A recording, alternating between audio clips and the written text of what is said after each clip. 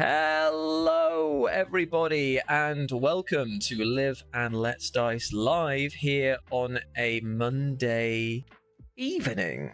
Welcome. It's something a little bit different, but also something that was familiar to many. It is another painting stream. We're having a nice chill time here in the UK, seeing as it's a bank holiday, and Beanie and I have got together to paint some models to catch up on all the reveals from the recent Warhammer glut that we got for 11th edition, and just see how all of you lovely people are doing. I believe that you should be able to see Beanie's webcam here in the top left, but let's get him to give you a little wave and see if it's actually active. And there's the finger of justice that we all know so well. Indeed, indeed. People can see him there, and if I click this button, you should be able to see a full screen version of his ones. Give it another wave. Whoa, two-handed this time. I'm scared. I'm minimizing. Whoa, that's too much. That's too much. He's too funky. He's too sensual. He's too funky with his moves right there. I do need to give a quick apology to you all for that are watching this. I am obviously using a headset microphone, so the quality of this is probably quite low. However, those that saw our previous live streams, when we first started out and tried to use the wired headset there, I feel like even that is still going to be a step up from that there. So hopefully you can see Beanie, hopefully you can hear Beanie as well, and let us know if the music volume's a bit too low. I can fix that in the chat as well. And I'm just really, really excited because of the fact that it's... Oh, gosh. My ears! Ow! Oh, that is way too loud for my headset. This won't be affecting... Yeah, this will not be affecting...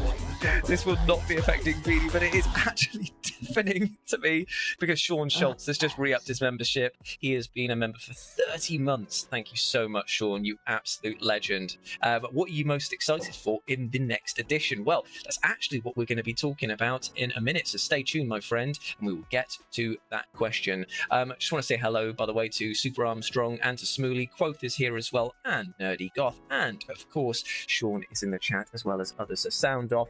Hope that you're well, and if you're painting, let us know what you're painting as you join us here on this nice chill stream on the Monday afternoon and evening. Please don't spam it. Painted a crab the other day.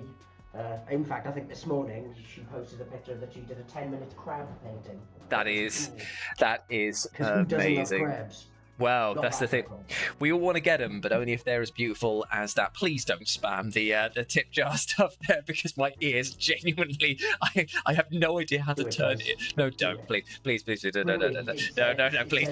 please. But yes, also Crazy Doug is in the chat, absolute legend of the game, who is looking after his kids. I tried to get Doug to join us for the painting stream here because I figured that there's a man that likes painting, but at the same time, he's got a lot of stuff going on. So figured that he's just going to be popping in here, and he just says more Brobnar Marines. Don't worry, mate.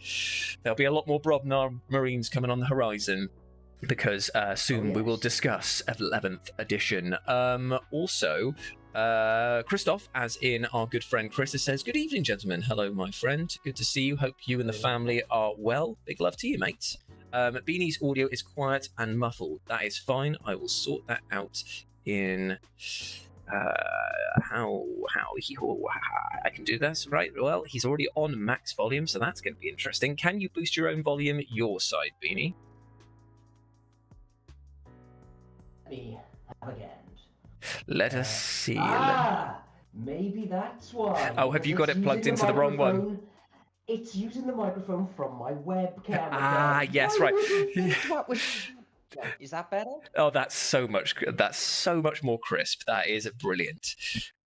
Also, Smooley is saying, please say that you're painting a pink and sparkly army. Oh, man, if only. The girly pop hammer is what we should be doing. But today, I am, in fact, painting some of these lovely Deathcopters right here, which I think I got you then. You did indeed, and I genuinely love these models. I think that they are fantastic. They've got enough bits on them for them to be really orky and fun. However, they're not, like, overdone. I feel like they're this, and they're push fits-ish models as well, which are quite nice. So it means they're nice and simple. And I have taken the...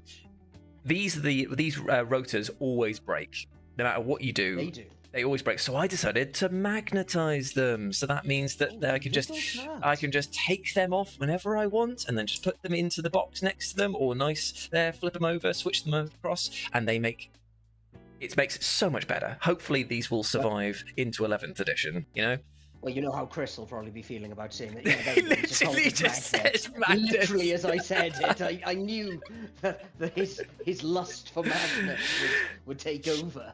It's also just very fun that I can just do this as I'm like circling them across the board. Woo! I should really add a little motor to them. That's the next step, isn't it? To drill all the way through the base bit there and put it through. But yeah, I'm super looking forward to. It's on the bums of all of my units because they can then go into the really useful boxes that can sit under a table. Very smart indeed. So I'm going to, with these 3 Deathcopters here, I'm going to paint them up as Evil Sons. It makes the most sense because of the fact that they are part of the Speed War. They love going fast, and red makes you go faster. And I do want to run them and also get a bit of practice painting red armor because Wazdaka, Gutsmack, Bumshacker is going to be released next week. I pre-ordered him, so he should be arriving in the post next week for me to start painting, and I'm definitely going to do him in the traditional red armor. So it's a bit of practice getting red armor for Orcs down as well, which is going to be great. Yeah, well, it depends on the red that you want. Like, recently I've discovered, especially doing a bit more red, like on capes and stuff, just start with something like corn red, and don't start with Mephiston red. Go much darker, and then just use use the corn red, and just start adding small amounts of white or grey to it, and just mix it up on each layer. And it's sometimes you look at your paint collection and go, why on earth do I have 100 of these colours when just adding a smidge of white will do the job? Well, it's funny you say that because that is actually the basis that I'm going to use for these guys, because I usually do start with Mephiston red, but this time I'm going to go darker and then push into the Wazdaka red, which is a bit more orangey, and I'm just going to see what results that makes. So that's basically what you guys are going to be witnessing me do for the first part of this stream, is to basically get my biggest brush and start slapping it onto this bit here and that bit there, really, for it, because out of all of the other pieces of armor that's on here, it's just this front hood and this back tail over here that I really want to cover. And then I'm going to use contrast on most of the other metals here, some bronzes, some golds, just to flesh them out. And then it'll be a case of just picking out little pipes and extra bits to do, and I will sort out the bodies that I've slap chopped ready for lovely contrast paint at different points in time. Although I will be... Doug's telling us off, though. He says start with a mid-tone and shade down, and I get that. Yes. Because corn red is a nice mid-tone, and then you can put in your shading for the certain areas. But it's so much better than dealing with the starting with Mephiston red and going, it's gleaming already. Yeah, exactly. Mistakes were made. And so that's what I'm going to be starting off in this paint stream. And Beanie, what are you going to be doing? In fact, hold on, I'm going to move over to your webcam full so people can see exactly what you're doing. So I don't have the swankiest of cameras at the moment, so the focus is a little bit bad for you guys. I apologize. Discord is compressing the hell out of it, so yeah. Wow, that is really bad. Maybe I shouldn't look at my painting. No, it's all good. It's all good. So this is the guy I painted up the other day. He's an Ironkin Steeljack. I finished this one off as the basis, and now basically I'm going to be copying what I did on this one onto this chap and his friend over here. Nice. And I'm going to be starting with my own little contrast red I made up, years ago at this point now, and just get the big base of the red down first, and then I'll probably switch over to doing the leathers, maybe a bit of the metals, and we'll just see where we get to with my plan. I enjoy the fact that both of us are starting with the reds. That is a nice starting off point there for me and you. So let me just move back to my camera if it's going to let me. Yes, and I will. I think it's time for me just to invest in a webcam that isn't over 10 years old. And also, we've had some nice questions from people joining us here saying, when is the Big Egg going to add lights to the model? Oh, well, technically I've already done that, Sean, because I bought a... You got a drain feature downstairs that you did. Yeah, what would you call that piece? It's like a reactor, isn't it? Yeah, it was a plasma reactor. Plasma reactor, that's it, yeah. So what I did was I found somebody on Etsy who was selling clear versions of the plasma coils with a blue tint to them. So I bought them and then bought some LEDs and stuffed them inside the model after I hollowed it out. And when you turn it on, it now has this shimmering, like bluey green light to it, which is very nice. We don't use it enough. No, we don't. I think it's because I was always going to get round to doing the second one, and because I only made one, it kind of stands out like a sore thumb. Needs its pals. And I know that Beanie is going to experiment with lights, because some of the Necromunda terrain that he's been printing off and making is perfect for these tiny little flickering LEDs that you bought way back way. Yes, indeed. That's a great point, actually. I printed out that entire board. I need to start priming that and getting to work on it. I think that what we'll do is we'll get it looking nice. We'll split that up and we'll actually get that going together. Well, as I said to you before, like I'd like to do it as like the shanty town kind of like go like the Brazilian shanty town with all the different coloured roof tiles. And yeah, then that could be fun. Corrosive metal on the sides, and then have really spicy coloured roofs, and I think that would look really cool. Yeah, I agree. I think that'll look really, really good. And if we cock it up, I can always print more. Well, if we cock it up, it's also like you say, a shantytown Necromunda. It doesn't really matter. We can make the bad look good. Right, and again, I've got all the STL files. I just print out an entire new board if we need it. And so also, not a biggie. Let's be fair, he's in the chat, he's itching to hear about terrain. He's painted up enough of it to fill a literal event. When in doubt, crazy dug it out, I believe is the expression. I'm sure that he'll ask him how should we do it, and then he'll tell us we've done it wrong, and then we'll cry, and then he'll say, "Don't cry, please." Yeah, we'll just hand it over, and then he'll just be like, "Oh, okay." We've also got Vulcan, who kindly came on stream with us last week. Hope that you are well, my friend. Who is asking, first time watching you paint, do you have or use an airbrush as well? I don't use an airbrush, mainly because I don't have the space or ventilation required to get it working well. I'd like to use one in the near future, but it's not on my priority. I do really enjoy just messing around with brushes. I know that Beanie's got one and he's really good at using it. Did a fantastic cape for his what's the character called for the Thousand Suns? You did it for.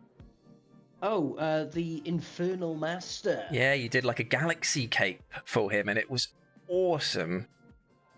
Yeah, and it turns out it's really, really easy to do galaxy capes. You just got to get a nice matte black down, and then do little tiny white dots all over it with, like, say, if we're going to talk about what is the best white paint, it is the Tamiya XF2 flat white. It is absolutely glorious. Are you sure? Runs through an airbrush. You sure it's not this? The Pro Acryl bold titanium white? Because that is...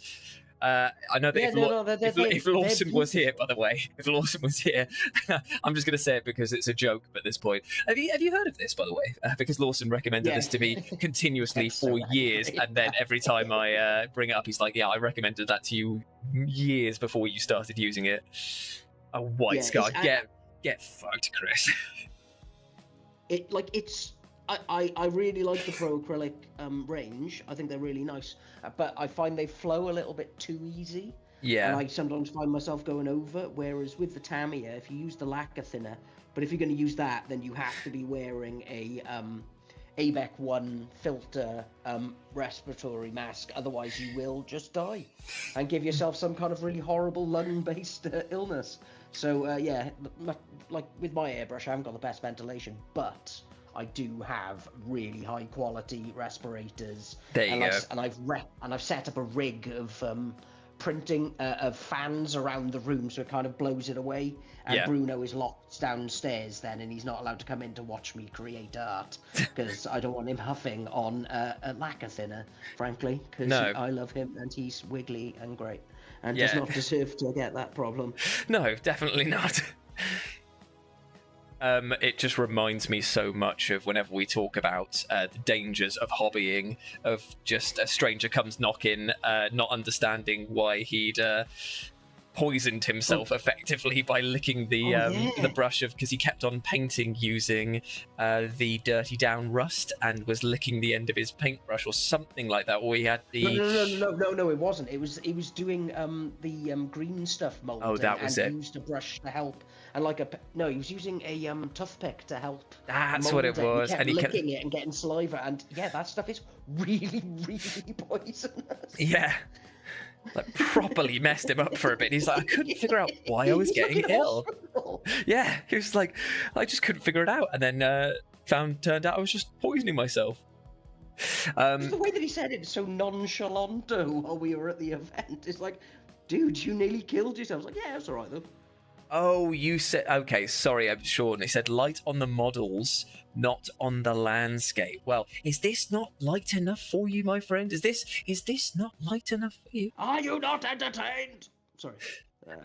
Also, Smooley says that there is no mistakes, just happy accidents. And it's very true, except when you have... What my parents say about me. Well, I always think to myself, there was a guy called Matt Spencer Small who had that exact attitude in my GCSE art class, who was basically just like, I'll just style it out if it made a mistake.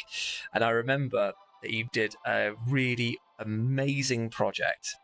It looked fantastic. And then for some unknown reason, he went back to the well one too many times, kept on trying to tweak it. And he ended up in a situation where he was just constantly trying to fix mistakes that he'd introduced to a once perfect thing. So we were just like, Matt, you should have left it. You should have left it be. Yeah, at some point you need to just walk away. You need to accept you did a good job, and that'll be that. Yeah. Yeah, Doug. I again, the Pro Acrylic is really good, but I 100% recommend you sometime try Tamiya and the lacquer thinner method. It is the smoothest white, and the flat black is just absolutely amazing. Yeah. And in fact, just as a primer, it's the best primer ever because it creates an armored shell. I love that stuff. That was Berkey's suggestion, and he was just 100% correct. If I remember correctly, there was like there's paints that Chris uses for his Airfix stuff that are like, they are like a varnish as well as the paint as well, and he was just like, Revell. Oh, that was it, yeah. Aren't they mega expensive, though? No more so than Citadel, from what I found. Oh, fair enough. Just because I know that Airfix is quite can be a very expensive hobby, and that's us saying that as Warhammer fans. Well, I was in Hobbycraft today, and yeah, just having a look at some of the stuff, I was just like, wow, I'm so glad I'm not into this. Well, because I cannot financially cripple myself any further than I already have through this hobby. By the way, hello, Jenko. I saw your name pop up, and I completely forgot to say hello to you earlier. But every time that we are in Firestorm, I always look at the trees that are for the model railways, and it's like, what, 20 quid for one tree? And I'm like, the actual fuck, that is crazy. Like, you and I need to just get into need to get into the tree making business, mate. If we just found a way of making them cheaply and effectively. Yeah, on that note, I went to a farm shop today to go to a hog roast, because that's what you do on a bank holiday, and they were selling coffee that they got roasted, £41 a kilo. Are you actually kidding? I know, and it's like, I, as you know, roast my own coffee. That's like one of my hobbies. Yeah. And like, I spend maybe like £11 to £15 a kilo, and then obviously it's the efforts of actually doing it myself. But that just felt like complete robbery. That genuinely is crazy. That is an insane amount of money. Oh, talking of which, Spoolie, I have roasted that coffee for you. I just need to send it to you. Yeah, 50 quid, please. Yeah.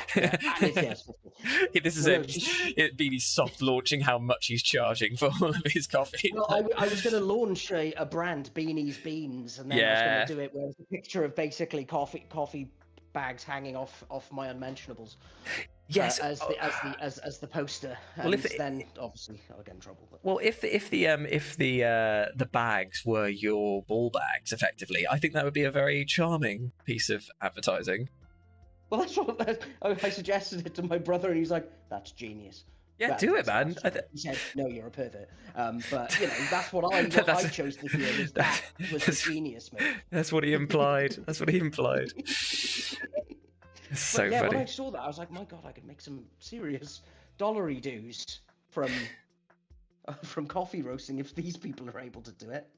Well, I mean, speaking of roasting bean, maybe we should move into our first talking point of the chill paint stream / podcast this effectively becomes.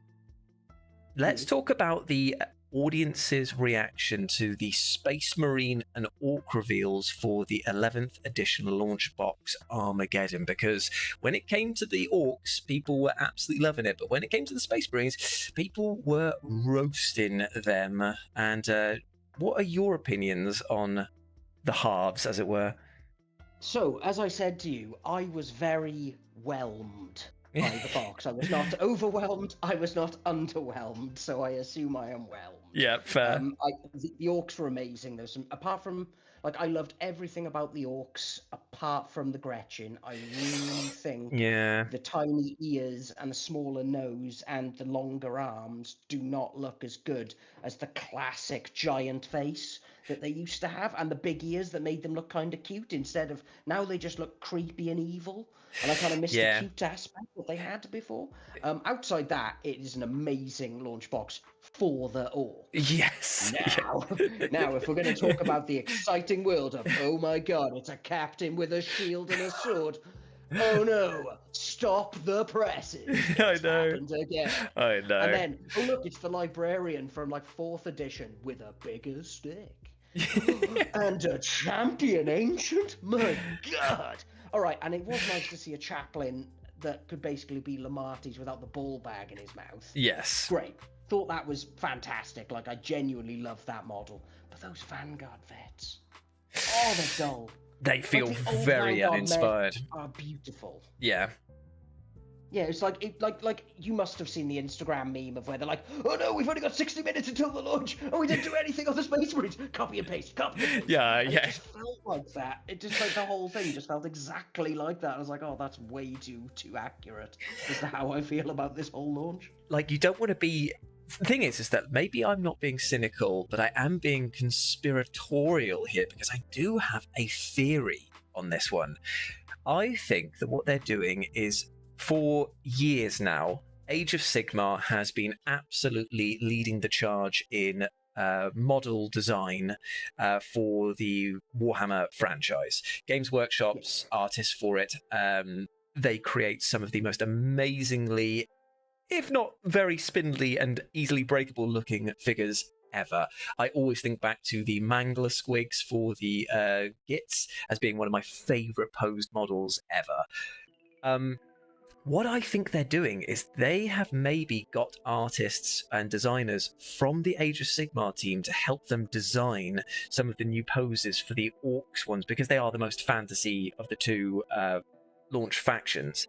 If you look at the way that they're posed, if you look at the design features and the expressions, they're so very similar to Age of Sigmar stuff. Whereas if you look even back to the revamp of the Orc Boys that we only recently had, they look totally different from a design perspective.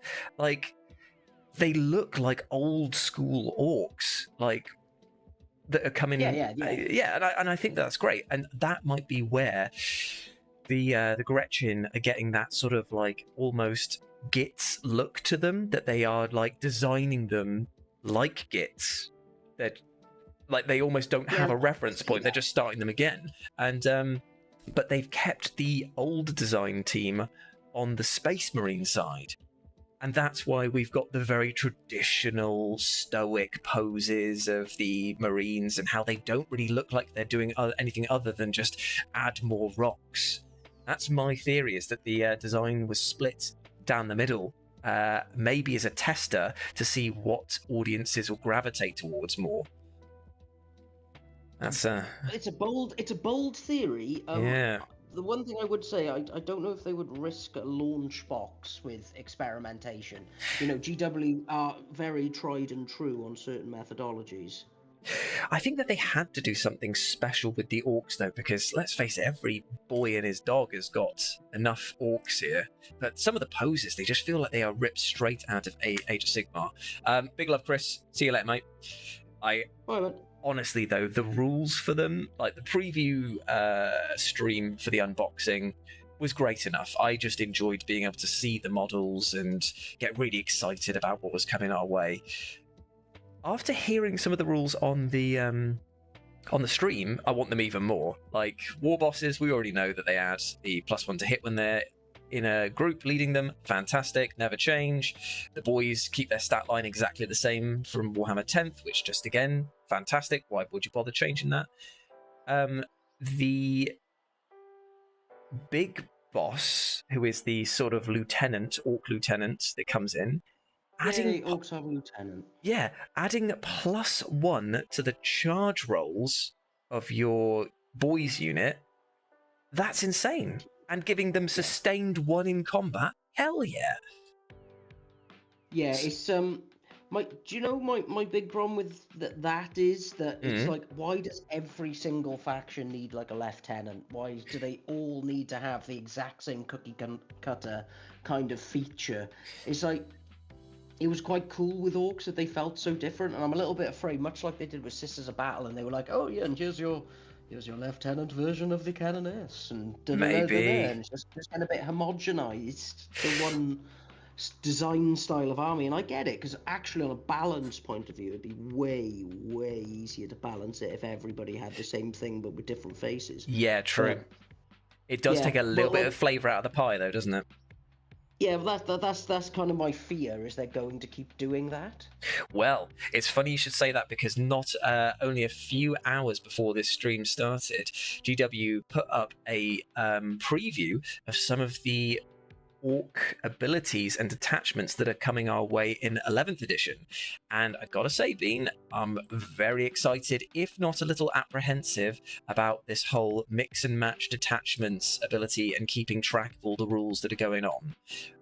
One of the rules that they previewed was a detachment designed around boosting the abilities of your wagons and transport vehicles only, so not the boys, but just the actual vehicles themselves. So it gives Is that the one that gives the wagon keyword? Yes, the wagon keyword, and it allows people to like disembark quickly. It allows you to add 6 to the move if you choose to advance them, and they can advance and charge or re-roll charges if they advance and stuff like that. And I'm like, fantastic, because if orcs lose out in one area, it's mobility, because if you stay on the board, you just get shot to pieces. So getting them up the board quickly and into combat is always going to be something that I will be looking to make the most of. But the funny thing is it applies not just to battle wagons and trucks, but also to kill rigs. So suddenly all of those beast snaggers that I've got, they're also zipping about the board a lot quicker. So I'm very excited to try that. One of the other detachments they had was focused on commandos, which is that if you choose that detachment, all of your infantry gains the assault keyword on their ranged weapons. Again, not that fussed for an army that hits on 5s, but still, I'll take it. But it also means that they can advance and fall back and still perform actions. So I think that actions are going to be coming back in quite big, which, again, we weren't super fussed on, but hey, an ability to do them better, I'll take it, you know? Smooly, I have so many models popping around. Just tell me which faction you'd be interested in having a go, and that's fine. Oh, I know which one Smooly should do. Did somebody say Magnus? Yeah, maybe. I mean, could you imagine one of Smooly's amazing art pieces on Magnus's big perky nipples? He does have perky nips. That's what he's all about. They are egregiously perky. And you can actually... You know what? I like him for that, though. I think it's a good look. Oh, definitely. I feel like he woke up, he decided... He basically put them on by accident, I reckon. Somebody walked in and they went, looking good! And he went, yeah. Yeah, I am. Or that God, maybe, they look good. or maybe he wore the horns on his head once, and somebody went, "Nice one, Loki," and then he was like, "No," and then pulled them down. So you're saying basically that Magnus got negged into wearing his booty Yes, bra? yes, exactly that, exactly that. Oh, a salamander for Smooly. All the fires. So the studio's trying to steer away from generic style, which everyone copies, and came up with something unique. Can't wait for those Gene Steeler cult lieutenants. Yeah, again. The question... Yay, it's another lieutenant in a revolutionary faction that wouldn't have that kind of structure when you've got basically terrorist cells. Honestly, I love the HQ choices that Gene Steeler cults have as is. Like, it's so varied and weird. Like, their whole Desperado guy with the guns, the Kellamorph, I think he's called. Yeah. Like, all of the fun stuff that they get there really leans into what makes Gene Steeler cults an army that I would love to own, but would never, ever, ever, ever, ever, ever want to paint. Are you sure? Like, you weren't very certain there. Like, I felt there was a bit of you that wanted to. I mean, there is a 0.5% of me that wants to, just because of the fact that I would like to paint some alien skin, but my God, the amount of models that you'd have to paint to get a workable army is ridiculous. Well, Rapid has a Gene Steeler cult army, if you remember. Yes. He has painted, from my understanding, 0 of the models so far. That was my favourite purchase of his, because he got some money for his birthday, didn't he? Went into town, next day he was like, "Lads, I've just bought like a rock grinder and 30 aberrants or whatever they are, and all the jackals," and I was like, "That's amazing, man, I can't wait to see them on the table." And then it went radio silent. And it's been like literal years at this point. We did have one game, his Gene Steeler cult versus my Imperial Guard. And Yes. basically I brought the Bane Blade for a laugh, and Oh, it just got you- everything off the table. You put the meanie in beanie, my friend, because that is I crazy. Well, yeah, it was at the time where you got 3d6 shots, I think it was, with the main gun as well, and it just absolutely...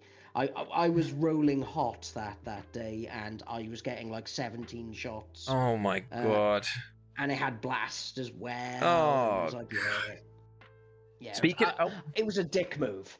Speaking of blast, by the way, what are your feelings on the new cleave rule, which is basically blast but for combat? I'm happy to see it. To be honest, I was surprised that hadn't come up before, especially when you, like, as they said, like, nobody ever chooses to use the big chopper because you always go for the power claw. Yeah. But if they can actually, like, distinguish these things and make it so it's worth using them, that would be really awesome. So yeah, I love it. Well, you've also got a World Eaters army that is in the mix of being painted up by the one and only Gareth Burke. And I'm assuming that any army that would benefit the most from blast weapon in combat probably will be them. I hope so, because the Berserkers, like, outside of the one detachment, are actually not very good. And that is really upsetting.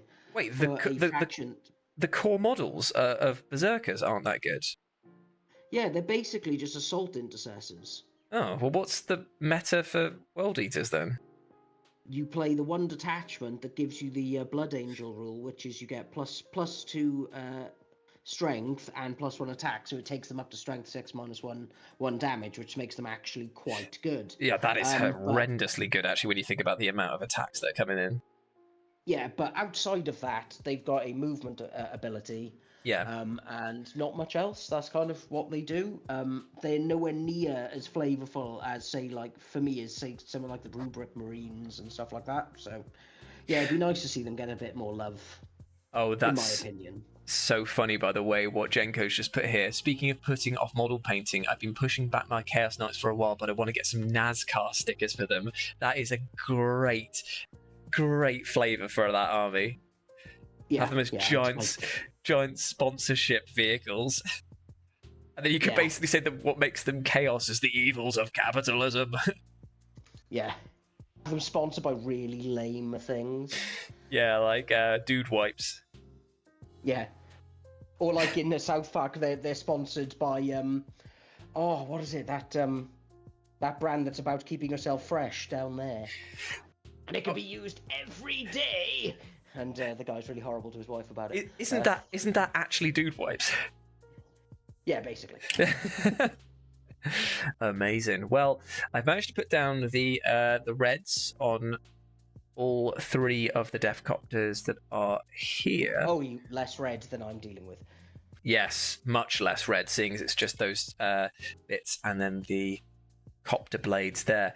Now, I shouldn't be lazy. I should paint the undersides of my blades as well here. However, I am thinking that I might just put a load of rust on the bottom of that, because why would an orc paint the underside of their rotary blades? It makes no sense. Well, they're quite fastidious, mate. I think you're doing them a disservice. Maybe. No. So what I'm going to do now is paint the seats of them a lovely Rhinox hide brown. Maybe a dark... this appears to be a little cat who's joined me here. You alright there, Beeve? What are you doing? What are you doing? You okay?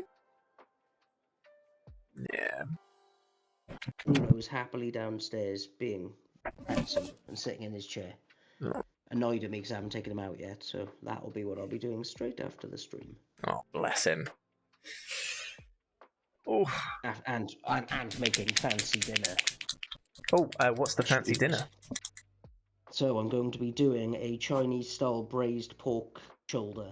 Oh, hello. And like I tried it on Friday, got the recipe down. Now I'm going to try making a couple of tweaks and see what I can do with it. Because it's a solid base of just deliciousness. What sort of tweaks are you going to put in there? Well, this one had the only aromatics really in it was like ginger and spring onion. Yes, it was Vagisil was the one, Janko, you are correct. I couldn't remember the name of what the product was. But yeah, I'm going to put in a little bit of garlic, probably a little bit of star anise, and maybe a little bit of like cinnamon stick. Ooh. Just to see what that would do to the flavour. Because I've never really played around that much with cinnamon. So, that sounds lovely, mate. I hope it goes well for you. Sure it will. It should be delicious. And if it's not, then obviously I'll blame you.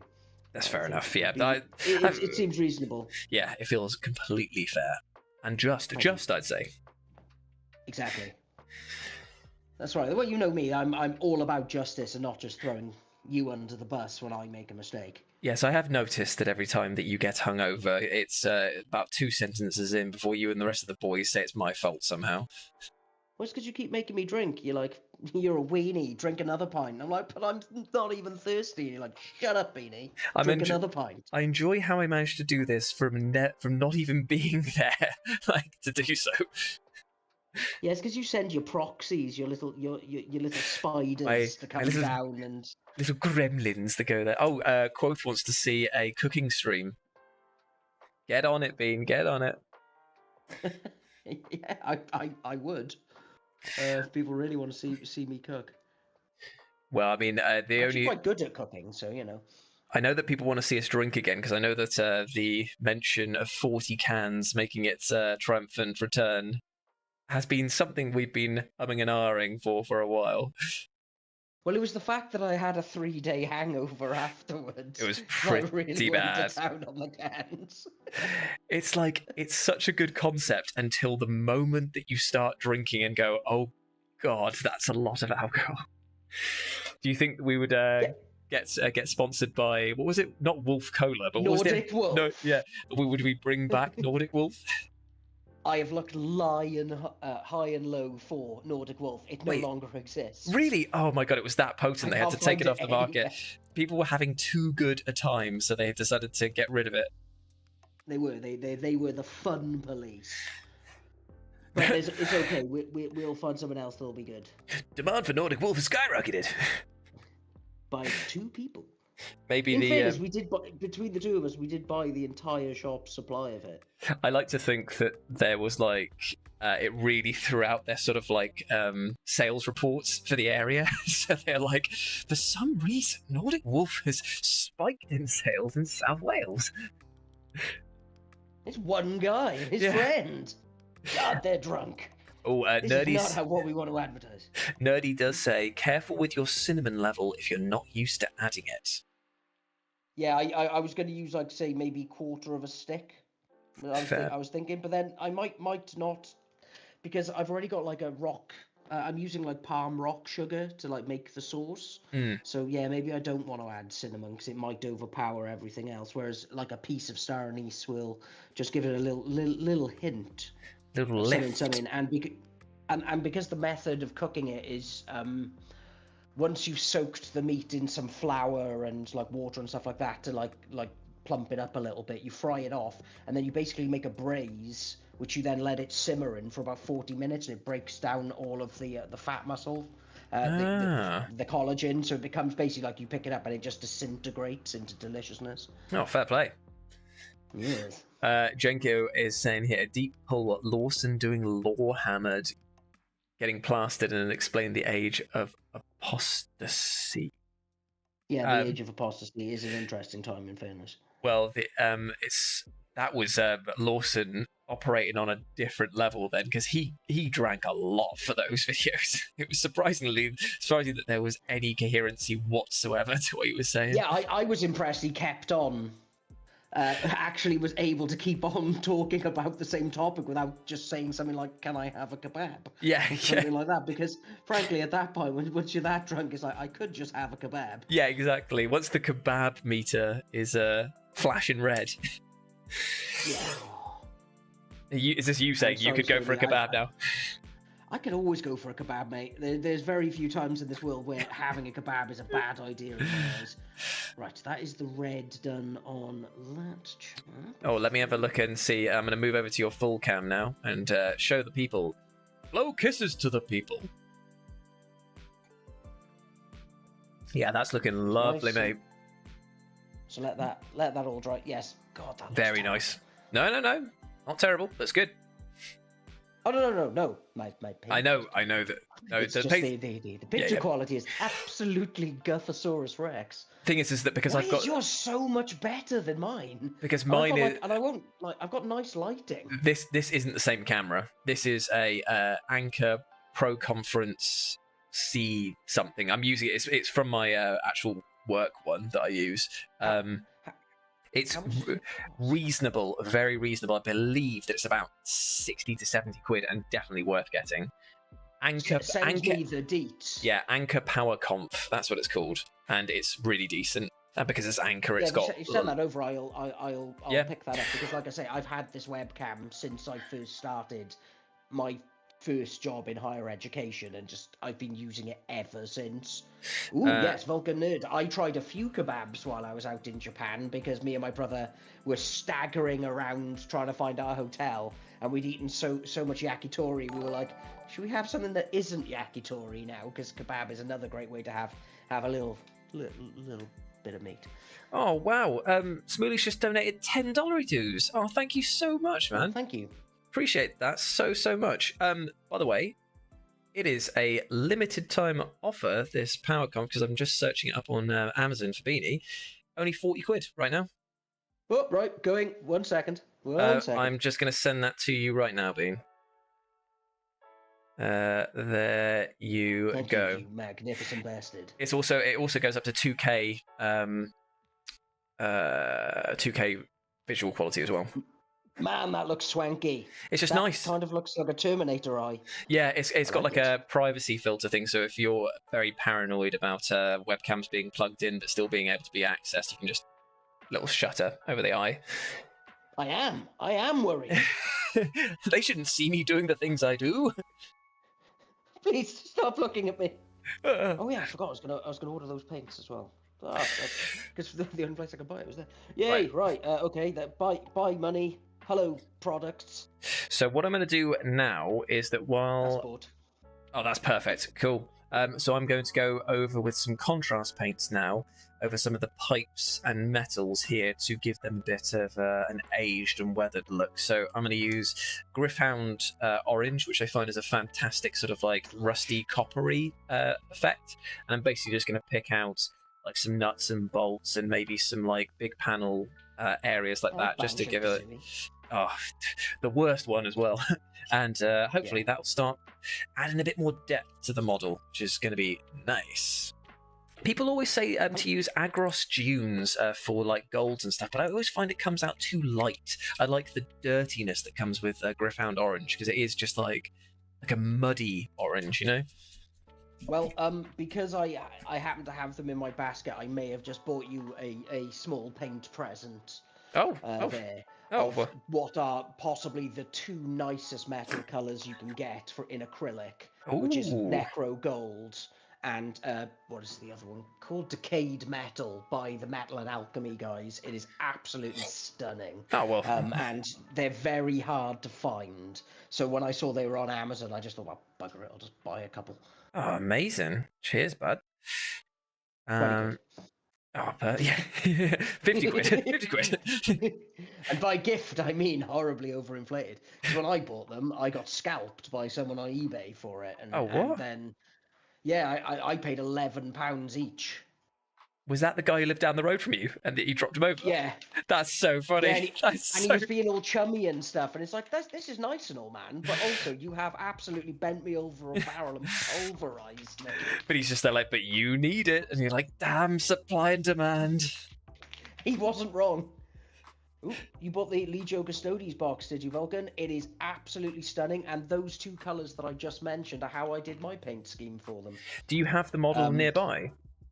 I don't. It's downstairs. Ah, fair enough. Okay, because I was about to say Instagram if you want to see it. It is a stunning model. Like in terms of the quality of the build and also Beanie's paint job, absolutely brilliant. And since you've mastered the way that Gary B has taught you of doing all the griminess into the gold, it just looks so nice. Yeah, I was really happy with how that came out. And it is just it was a pleasure to paint in that style. Frankly, it was just so nice to do. And I do feel like sometimes there are very specific models that are just great fun to paint. Just so fun. Like, I love painting orcs. I like the big sort of flat panels that they have for their armor. I love the incredible like depth you get with the musculature. It's just, orcs are, for me, the most fun thing to paint. The volume of them, however, is not. Yeah, it's crippling. Whereas, yeah, like Votan is probably my favourite one to paint because I've got like a nice simple methodology to how I paint them, and I just enjoy how they always come out. And I love the fact that people hate them. That feeds me because, like, one of my old colleagues in work, he really hated playing against my Votan, mainly because they kept beating him. And because he thought they were cheating. And then that just kind of fed me to want to play them more, because you feed on their tears. I'm looking forward to seeing them on the table a bit more, because I personally haven't played against them that much. Because you were saying to me... you haven't, whereas Rapid, I play all the time. I think it's because I exhaust all of your other armies when we're playing, and then it gets round to where they should be, and then Rapid pops up and goes, oh, fancy a game? And you're like, yeah, I'll use Votan, because then, to you, it's fresh. Yeah, and we always have a good game. Like, especially Votan versus Necrons is such a slugfest.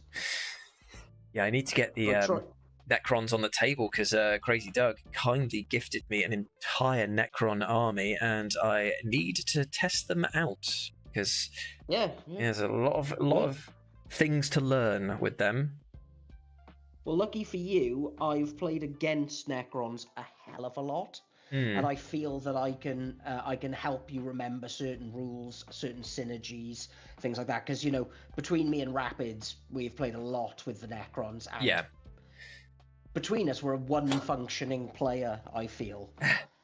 Well, I feel because with Necrons, that was Rapid's main force, wasn't it? His first force? Is that correct? No, Blood Angels. No, it's Blood Angels. But he hates the Blood Angels because they betray him constantly, and it's so unfair. I wonder how he feels about they always let him down. I've actually spoken to him about that. Because, I mean, without a doubt, with a bullet, I will be getting that box set. I mean, every single thing that's been revealed so far, I'm just like, for the orcs, I'm just like, yes, please sign me up. And the Dakar rig is just a lovably silly piece of kit.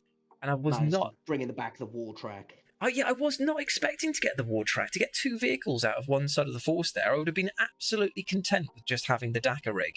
But getting that too, absolute bonus. Big, juicy, Brucey bonus. Oh, and it's lush. It's such a lovely nod back to the glory days of the orcs, like when it was Dawn of War style war Yeah. tracks and things like that, which I loved. Although I hated playing as the orcs in Dawn of War. Yes. They were okay, like, and like I could get some results out of them, but it was terrible really with them.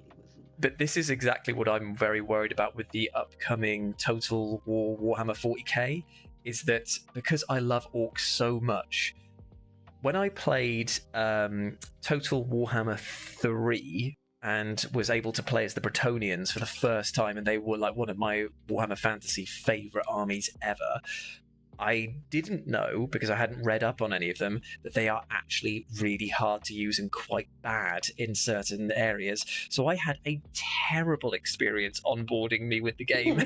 so I was like, this sucks. This game is awful. And then finally I played with an army that was much more forgiving, and I was like, oh, actually, this game is actually so addictive that I need to uninstall it because it's way too much for me. I tried to play it, Yeah, and failed miserably. Like I just didn't have the patience for learning a 4X game. yeah. Again, I play Civilization 5. It's like at this point that game is so old it's unreal, and that's the only 4X game I could be bothered to play because I already know how to play it. Well, it's muscle memory for you at this point, isn't it now? Yeah, I've got like 1,000 hours in Civ 5. That's crazy, mate. That's crazy. Yeah, I know. Slay the Spire 1, I've got over 1,000 hours, so you know. Well, how are you finding Slay the Spire 2? Amazing, mate. Seriously, like at first I was like a bit, dubious because obviously it's I was quite loyal to the original, but as I've played it more and more, I'm just like, this is absolutely astounding. Well, I mean, Love it so much. We were both very badly burnt when it came to Darkest Dungeon 2. Sometimes having a sequel to a thing that you thought was amazing is not a good thing. So I totally understand your apprehension going in, but I'm also very glad. I didn't even play it, Darkest Dungeon 2, because I looked at it and went, why are they on a cart? Yeah, this is not Mario Party's worst time ever. Yeah. So why are you trying to emulate what was one of Nintendo's biggest failures? Yeah, for sure. Also, please, Nintendo, if you're listening to this, I love you, and send us free stuff. Yeah, please. Vulcan's also asked a question here. Any advice as a 40k beginner, whether it's about paints, game etiquette, any advice appreciated? Well, first off is always going to be rule of cool trumps everything else.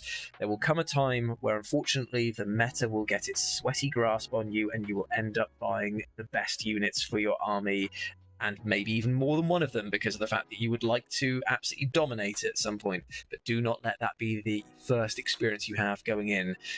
Just buy models that you think look amazing, and you will have a much, much more fun time in the opening bit there.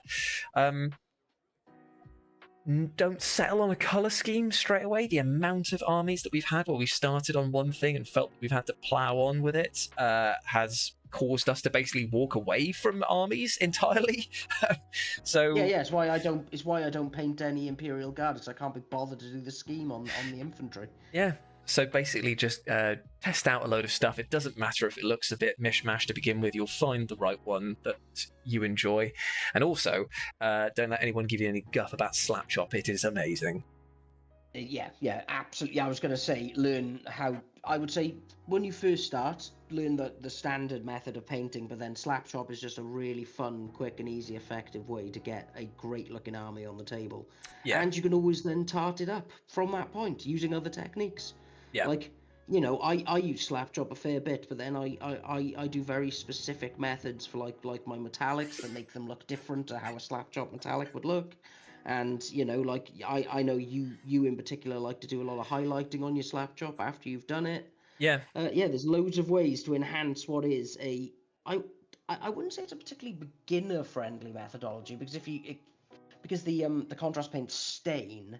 Yes. When they colour, that you actually have to get a bit of brush control, which is why I would say start with the base layer methodology first. But yeah, once you feel a bit confident, it is such a nice and fast way to get through painting, and just an enjoyable method.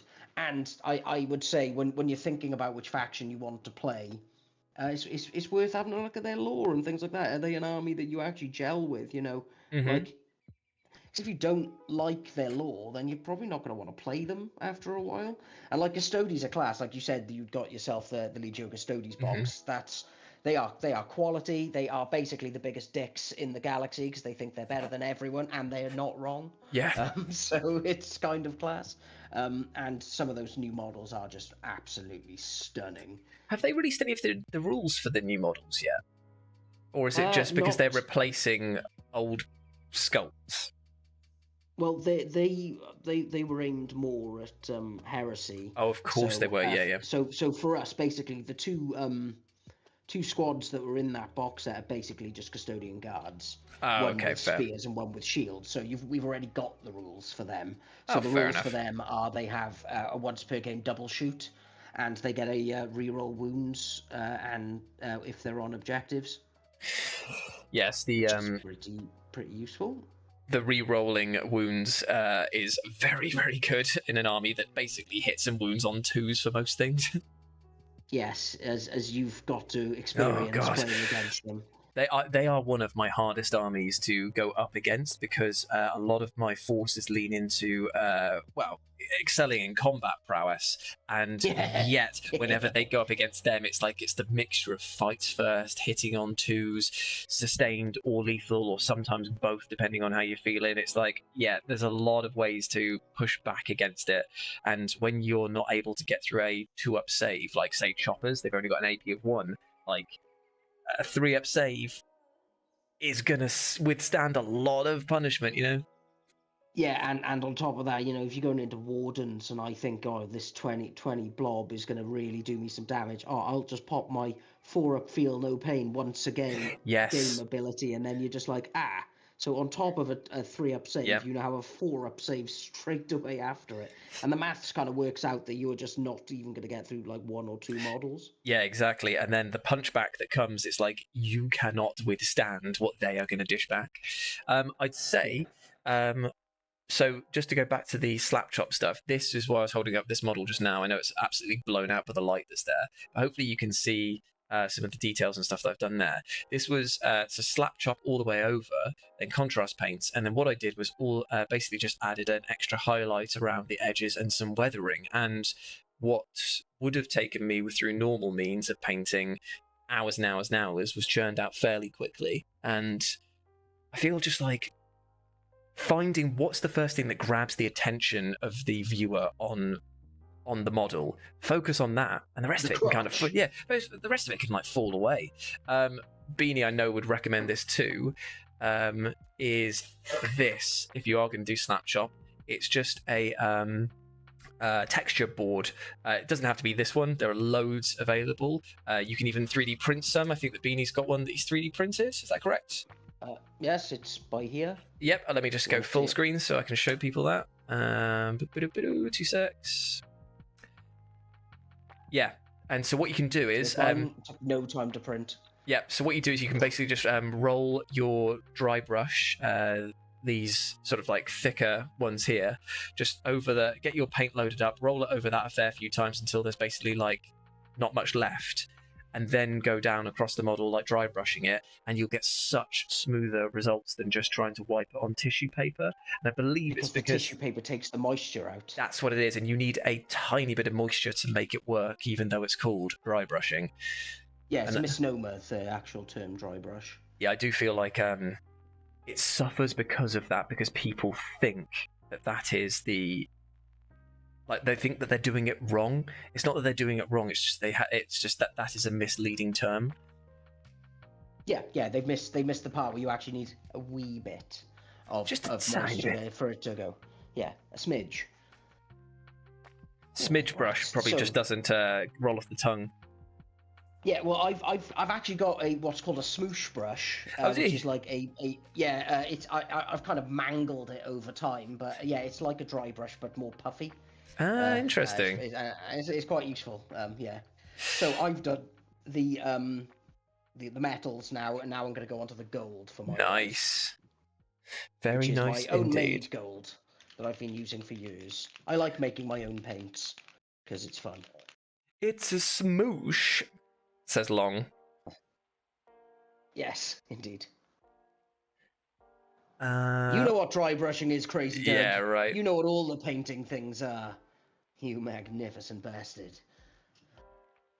He's far too good at painting. Yeah. Get him! Yeah, he is very, very good at painting. To an almost comical level.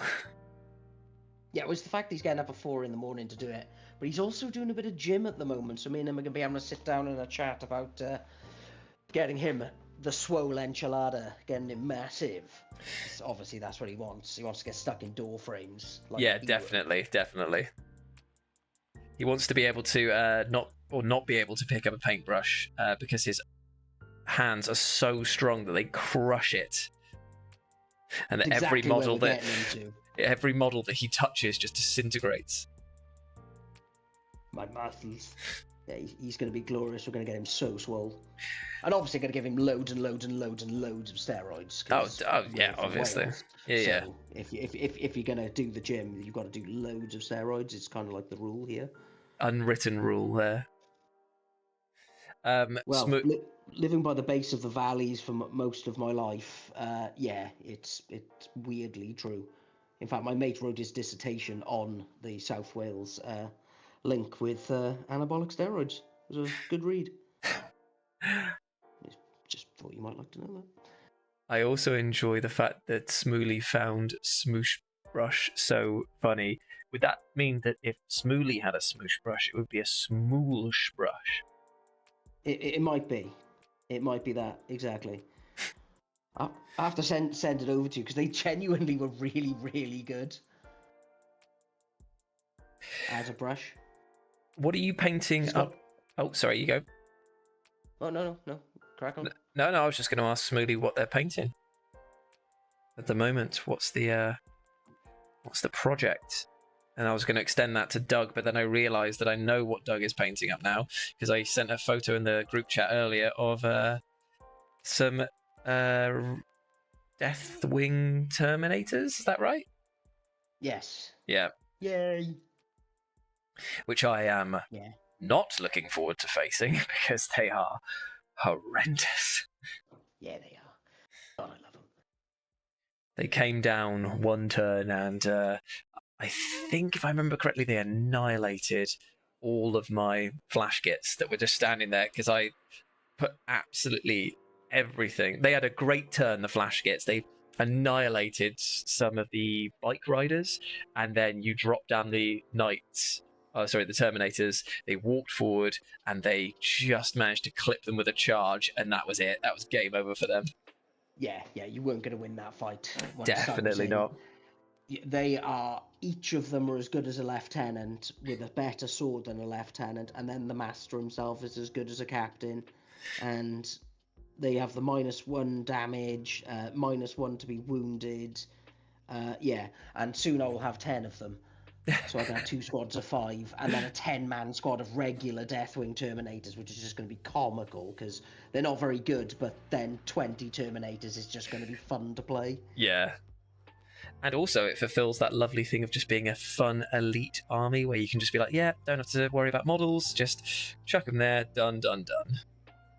Yeah, and they all look amazing. Because let's be honest, everyone loves playing a hyper elite army from time to time. Like, there is no greater joy than being like, next week, Bean, I'm playing Chaos Knights. I only need to bring a maximum of like 6 models and done. Yeah, and in fairness, you are the Crushinator when it comes to playing as the Chaos Knights. I always get spanked by them. It's because they hit that doom and despair so well, because they're just like, yep. I mean... Yeah, so take that, jerk. I'm not a huge fan of their newest model that they got, the one that had the sort of rock drill for a fist. It just seemed like it was kind of much in the same way that the Imperial Knight's newest one that they've just, like, announced already. It just is like, yeah, it's fine. I don't know what... It's just a bit of a nothing burger. Yeah, it just feels like, oh, here, have something else to paint. Oh, Doug's just said 10 Knights and 10 Terminators. Yeah. But soon I'm going to have basically an entire Deathwing army. Which is great. That's going to just be amazing because Deathwing are one of my... Well, I like anybody who wears a tabard. It's very true. you know, that's why I always like Black Templars, but obviously you got on them before I ever got asked to even build mine. They are a very fun army to run as well, because again they fulfill my true passion of a combat army in disguise. Yeah, and they've got surprisingly good shooting because everybody gets a multi-melter glued on. I just love running the what they called the guys with the flamethrowers, Infernus Marines, in the Impulsor, where it's got firing deck 6 or whatever. So you just go, yeah, I've just turned this into a mini Gladiator Lancer or whatever, mini Land Raider Redeemer. That's it, yeah. Yeah, I don't love that. No.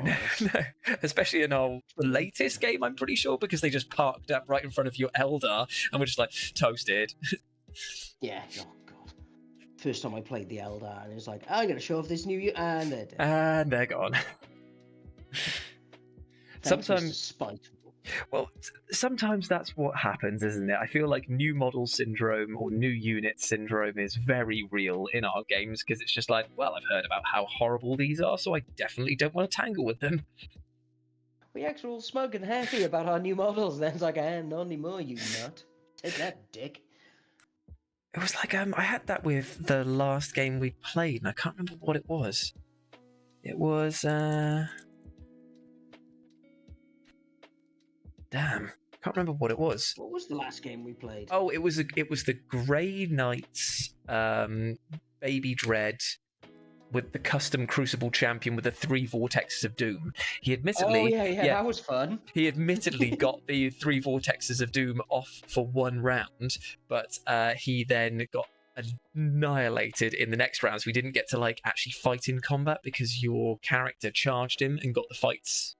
The damaging against him. And I was like, damn, it'd be so good if you got to fight back, but oh well. You can't win them all. Nah, you're going up against my Alaris Custodian. Yeah, that was it. That was it. He was not having any of my guff. No, too much guff. Yeah. Oh, you've had to push back your exhibition of you, Smooly, because everybody's taking all your art, like me. Wait, what? What's happened? Sorry. When you said taking all your art, I just immediately assumed that it was to do with some sort of like AI theft style thing. But no, you actually mean you're succeeding and doing really well, which is much better news. Yes, than the way I framed it. But and you sold the painting, didn't you? The other day as well, which is great. Was it to someone very handsome from Wales? No one handsome from Wales. Well, there's Doug. And Chris Williams. Dare you? He's the best dressed man we know. It's very true, actually. Whenever he shows up, I'm just like, I feel like I should be wearing a full formal suit just to try and be on the same page. Let's just start doing that. Like, if we know we're going to see him, we spend weeks planning our outfit. Yes, yeah. Yeah, so I've got a wedding to go to soon, so I need to see if my suit still fits. Right. That's going to be interesting. You'll be too swole for it. Well, that is an actual concern because of how much my shoulders have grown recently. Good old steroids. I'd like to hasten to add to say I don't take steroids. No, he does not. Apart from your asthma pump. Yes, apart from my asthma pump now and again. And all the anabolic steroids. I mean, yes. Obviously. How is the gym going at the moment? Because I know that you, nice. Because like I'm actually able to use my shoulder again in the gym. All the numbers are going up very nicely at the moment. It's been really nice. Like I've had to completely and utterly give up on doing certain exercises because they just flare my shoulder and it's just not worth the agony that it causes. So no, 100% not for me anymore. Which is a shame because I was really proud of how far I'd gotten with them. But you know what? I'd rather have longevity than a bit of pride. Oh, 100%, 100% agree. Are you still boxing? Yes, and I'm really enjoying it, to be fair. It's just, I'm just noticing that my stamina and cardio is improving, like, week on week.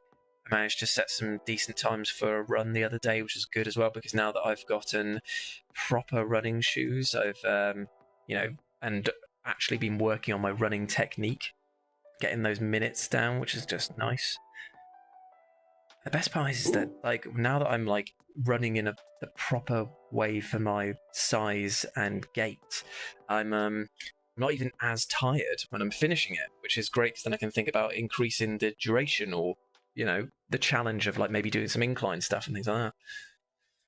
Which is nice, just nice. What, you need to start wearing a weighted vest. God damn, we have to do that in some of our the circuits classes.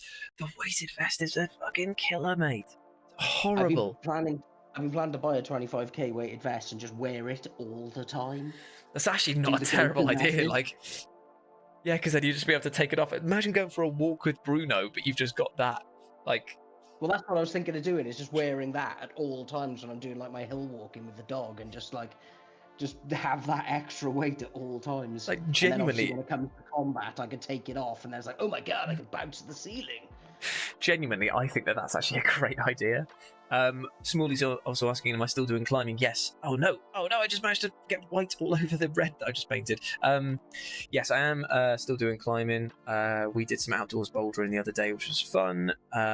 We are thinking of moving climbing gyms at the moment, so that we can see our friends a bit more, because everyone's kind of migrated over to this one particular one. And now that the weather's getting slightly better here in Wales, we're going to do some outdoor climbing as well, which will be great.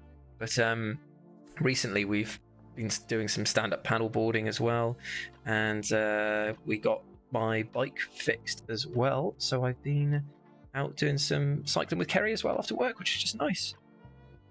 Cycling. I'm just basically we're trying not to constantly go indoors climbing, and make the most of like the decent weather, because it was just a fallback thing that we do, which is like, oh, weather's decent, let's go climbing, weather's decent, let's go climbing. So now we're just trying to do some other stuff as well. I was going to do a bullet bill face on this, but it's I accidentally messed it up, so let's ignore that. Big love, Doug. Thank you for dropping in. See you and speak to you soon. Yeah. By the way, I know that you can't hear this, Beam, but I put on some copyright-free relaxing music, and it has been possibly some of the worst, most like duck-ass farty music that's been going on at the moment. I'm listening to a song that doesn't even sound like it would get into the original Time Splitters. It just is bizarre. Bizarre, okay. Bizarre farty look.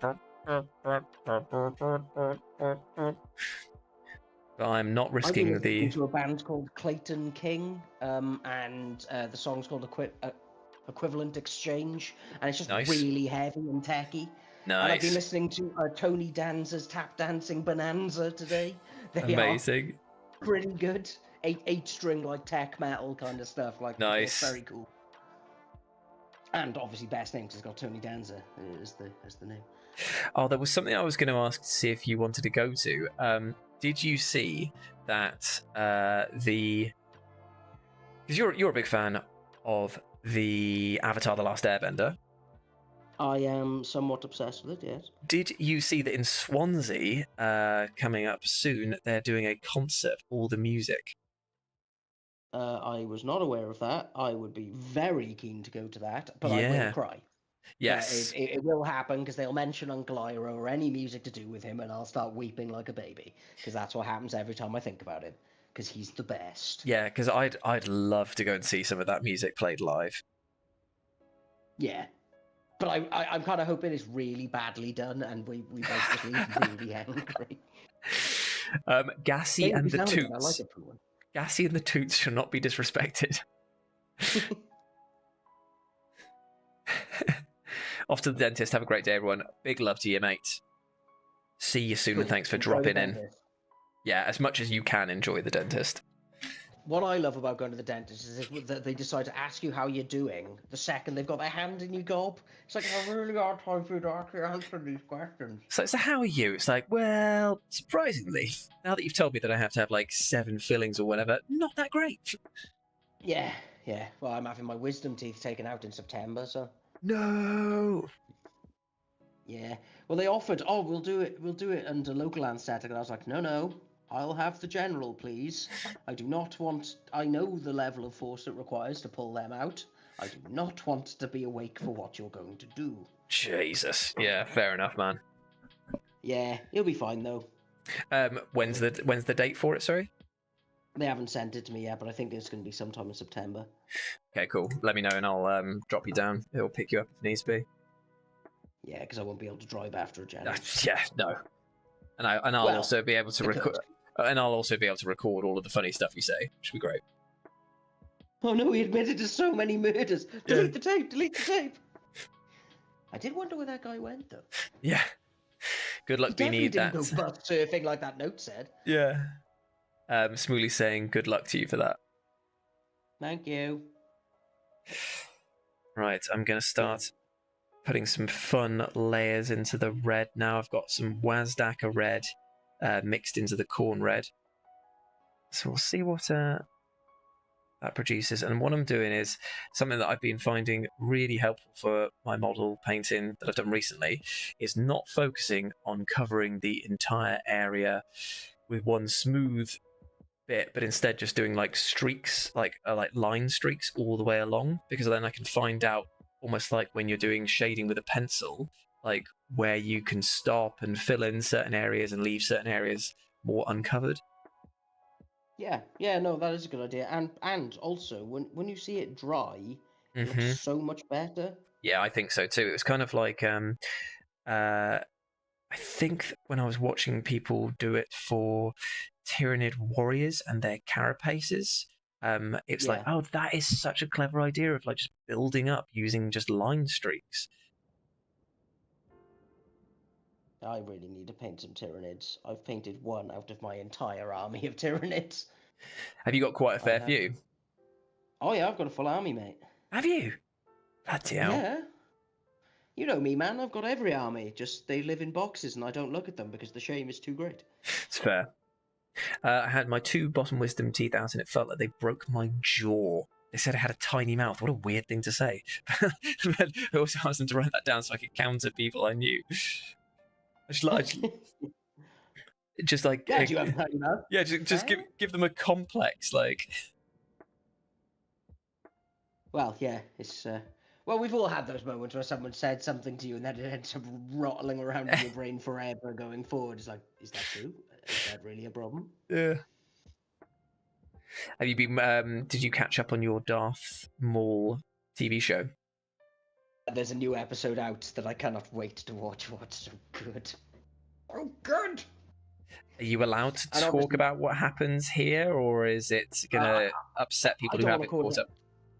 I don't want to cause any spoiler issues. Fair. It really is a show that's worth watching, especially if you liked Darth Maul as a character and you thought he was cool. He is so cool in the show. And again, it just shows how bad the sequels were, because he would have just been so much better as a villain. Oh, instead of Snoke. Have they tried to make him like redemption quest, or are they just saying that he's still evil? Or have they just foregone that and now he's in like a grey area? It's more grey, because at the end of the day, what happened to him is horrific. His mother, so Mother Talzum is one of the leaders of the Night Sisters, and in the canon version of the story, she basically sold her son to Darth Sidious to basically in exchange for understanding of like Sith secrets and things like that.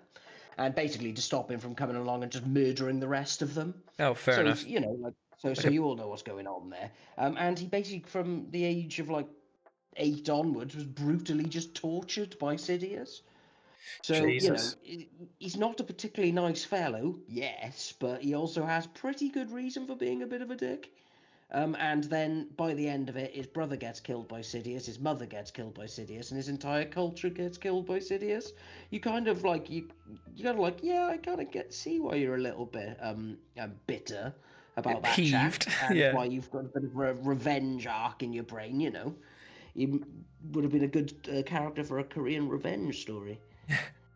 So you know, like, you feel sorry for him, for what he's been through, even if he was like, you know, a devil-horned evil guy who killed Liam Neeson. And obviously, killing Liam Neeson is a bad thing.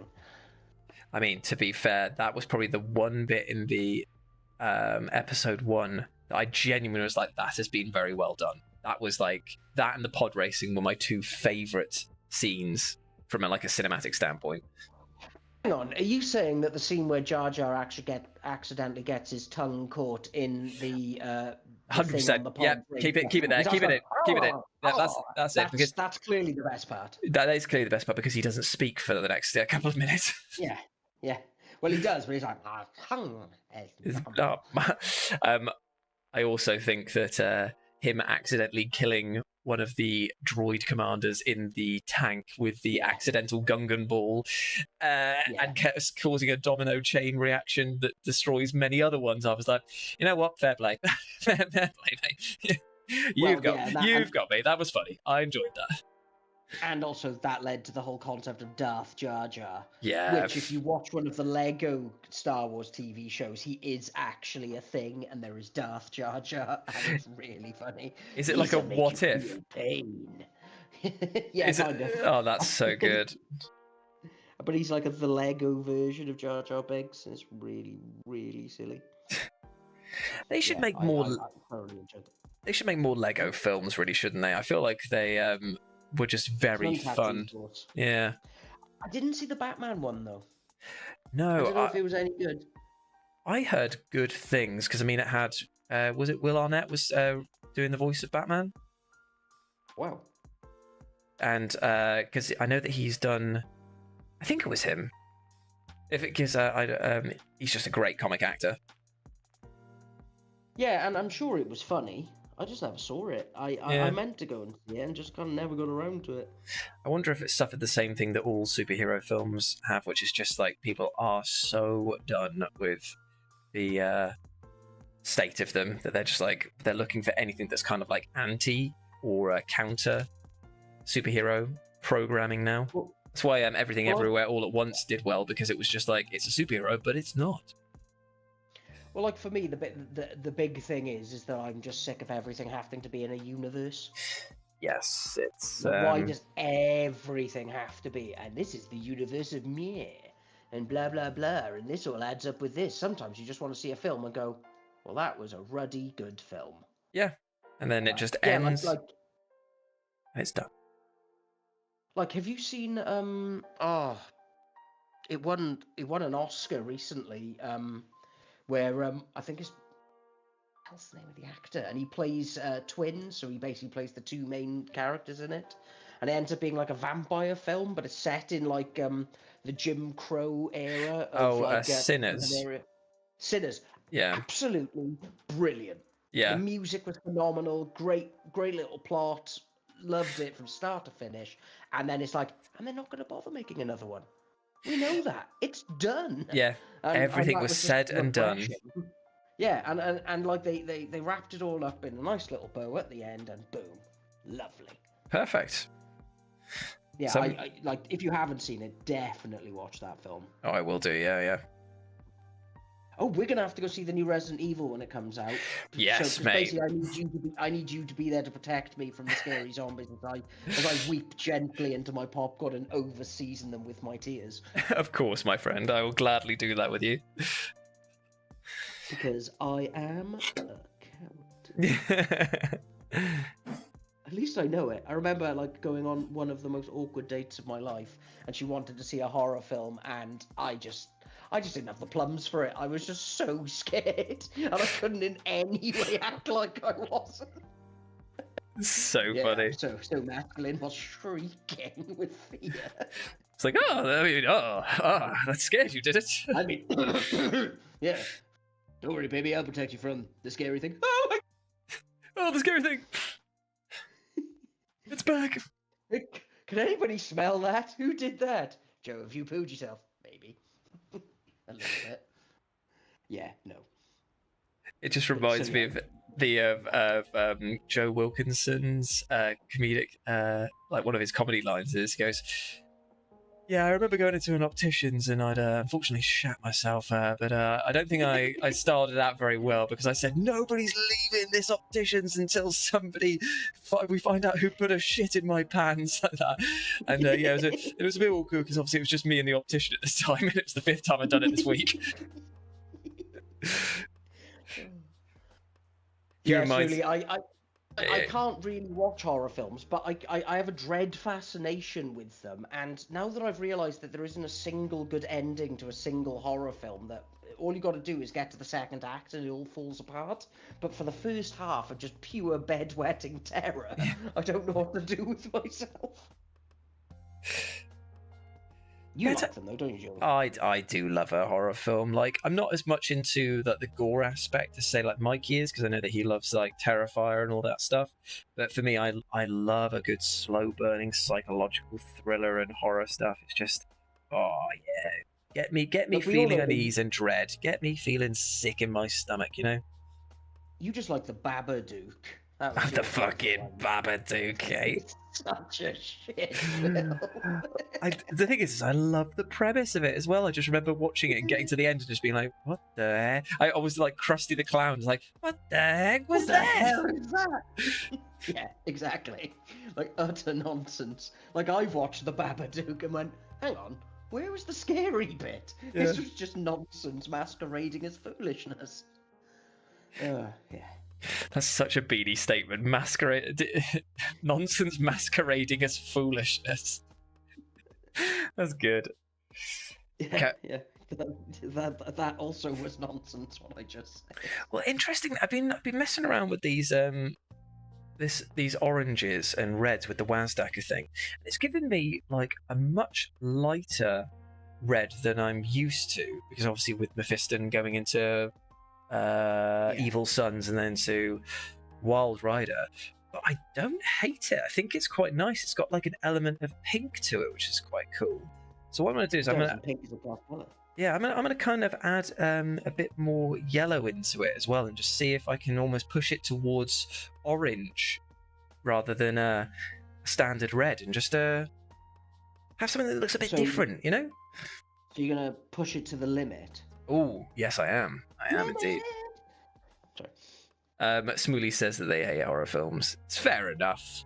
Absolutely fair enough. Strange, just you paint all gothic stuff. I would have thought that you would have actually quite liked them.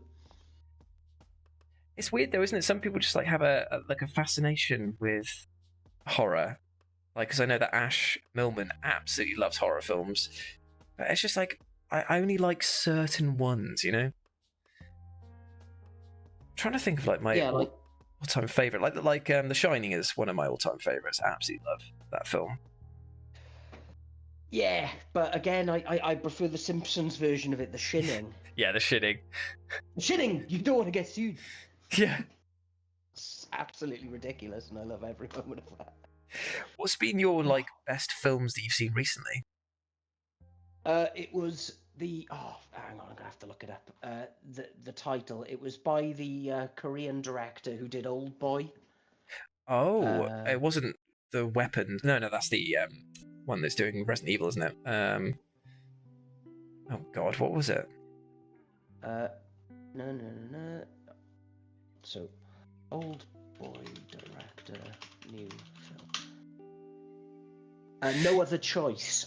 Absolutely phenomenally good. If you get the chance to see it, I don't really want to explain anything apart from that it has the most boring plot idea that you could think of. Guy works in a paper manufacturing organization, loses his job, and it's about him trying to get another job working in a paper factory.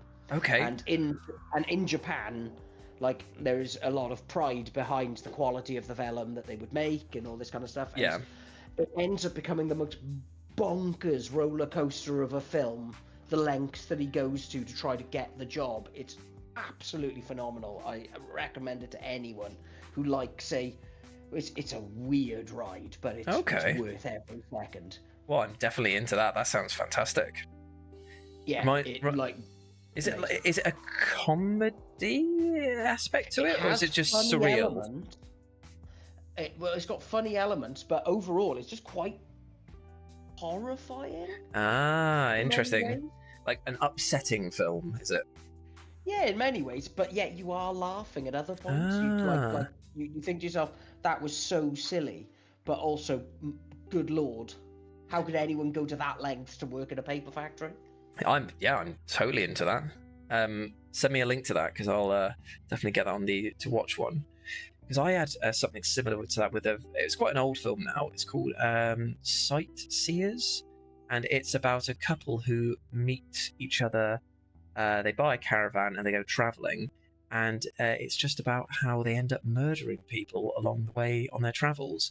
Some of it's accidental, some of it's very intentional, and it's all like about jealousy and falling in love and people not.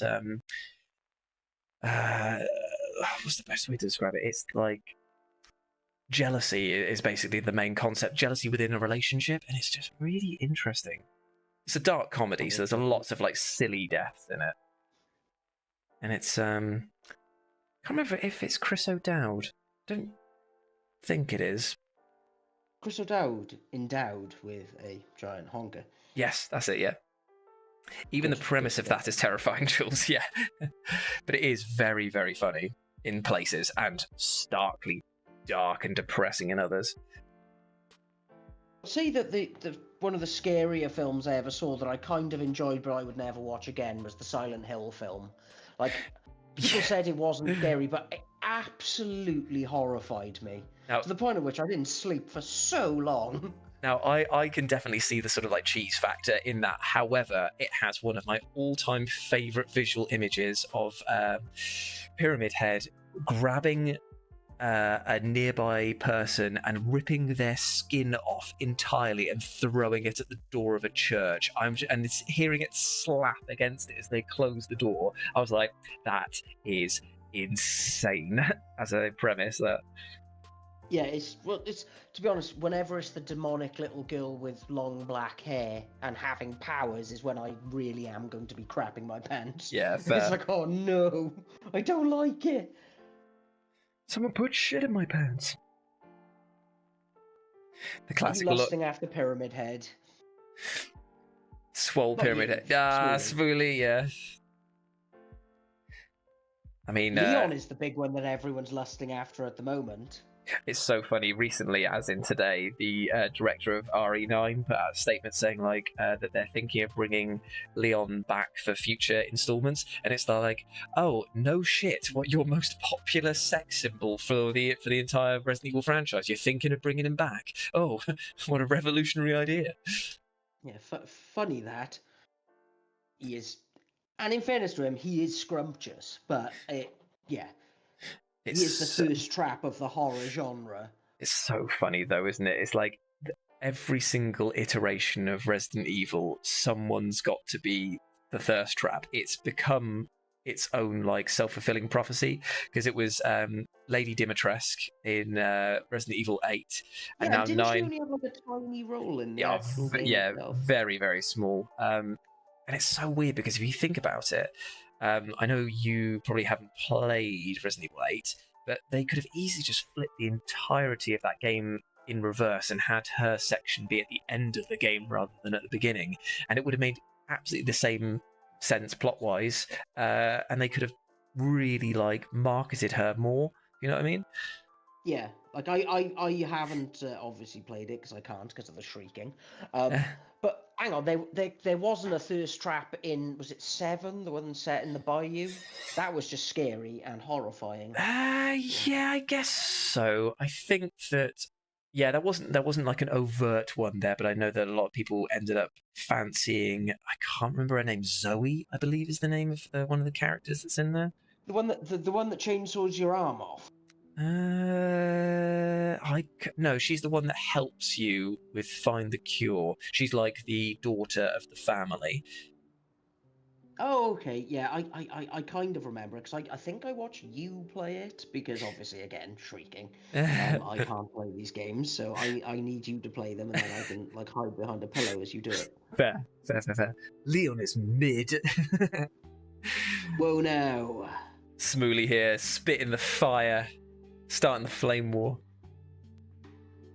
I think you'd be taken down by a lot of ladies. for that. From what I can tell, anyway, from what Instagram has told me about Leon. Where's everyone going? Bingo.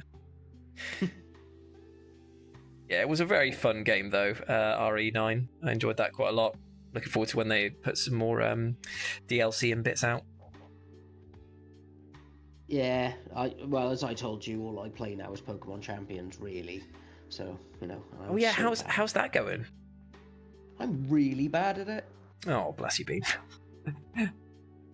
Well, the problem is that like a lot of the people that are playing it at the moment have been competitive players who've been playing for years. I'm just trying to get into it, and I just can't come up with particularly interesting teams and stuff like that. And I'm trying not to just net deck my way to freedom. I'm trying to learn how to do it myself. Yeah, I feel like you'd get so much more out of a game in general if you don't just immediately just go, right, what's the best? Well, yeah, exactly. So yeah, I'm working on my team at the moment. Very much enjoying using a Mega Dragonite. Nice. He's very very cool, and has very silly wings coming out of his skull. Now, am I going to go out on a limb here and say that maybe you've named some of these in quite silly names? Oh no! I've avoided that entirely because that's what I normally do, and then I forget who's who. Fair enough. It doesn't help me. Who is Kumquat? Yeah. Gengar? What? Yeah. I also have a Mega Gengar in my team. You do, I know. That's why I said that specifically, because I know that you've been working hard to get him in there. Well, I traded it over from my copy of Pokemon Shield. Oh, is that how it works? You can actually import stuff from other games? Yeah. Oh, that's pretty cool. Well, at the moment, I need to crack my one of my 3DSs so I can download Pokemon Bank, so I can get my Pokemon off all my old games onto that, so I can then transfer them onto Pokemon Home, so then I can start using a lot of my older Pokemon, so I don't need to like go out the way and redo any of that, because I've got most of them at some point in my life. Oh, okay, fair enough, man. You know, I've only missed one generation of mainline Pokemon games in my entire life, so, you know, damn, I've got some time with it. That's insane in its own. That's crazy. Yeah, well, I was never a cool teenager, so I carried on playing Pokemon. So, yeah. Speaking of games, though, Smooley's just said here, worst game I ever played was Layers of Fear, the first one. I literally had to go outside and reset halfway. Okay, so the most scariest video game, I guess we're talking about now. Scariest video game I've ever played. I genuinely, and I'm not just saying this to toot my own horn, I am just not afraid of scary video games anymore. I used to be. The classic story that I must have told on What Culture 100 times is that I got Resident Evil 2 way before I was meant to be able to play it, thanks to a demo of it being available on an official PlayStation magazine. I played it for roughly 10 to 15 minutes, got so scared at the noises I heard of a zombie off screen that I left Leon on a bin in the middle of like this alleyway and just turned the demo off because I couldn't finish it. Found the concept of having him face whatever zombie I could hear but not see was just too much for me. But as you might have been able to see on the recent Future Game Show streams, I played a fair few horror games on that, and they just don't scare me. I'm just like, oh yeah, bloody hell, we'll check you out. Oh, think you're hard, dear. Yeah, we are different, you and I. Like I ran it in because I got Resident 9 early for review, so I was just playing that through, and it was like on my own, middle of the night, and there's like one of the main creatures just keeps popping out and jumping at you. And the first time I did it, I was like, oh, I didn't get frightened. I just said pretty much out loud, oh, that was clever. And then the next time I did it, I was like, yeah, now I've just completely seen your mechanics, and I'm just going to kite you round, make fun of you, throw things at you, shoot you in the face with a magnum. Like, yeah. Well, yeah, once you can get over that, it's like my friend Pointer is very much like that. He just doesn't get at all bothered by horror games whatsoever, and he just deals with it in a pragmatic way, whereas obviously I just get bedwettingly scared and don't want to play it. Oh, so holy moly. Vulcan just said it's 3:40 in the morning here, so should go. Thanks, Jules and Beanie, and hope everyone has a pleasant evening. Well, thank you so much for tuning in, mate. Really appreciate you coming in, and hopefully you enjoyed what you saw.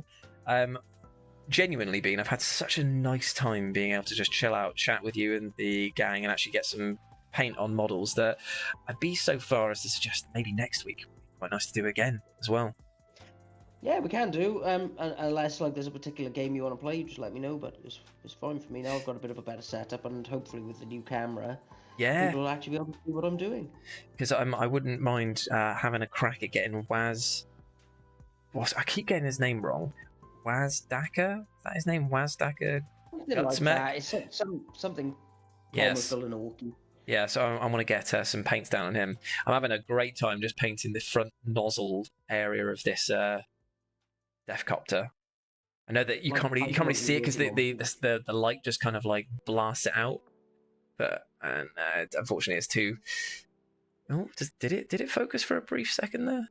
No, it doesn't. Unfortunately, can't really see it. But there is a nice build up of colours there, and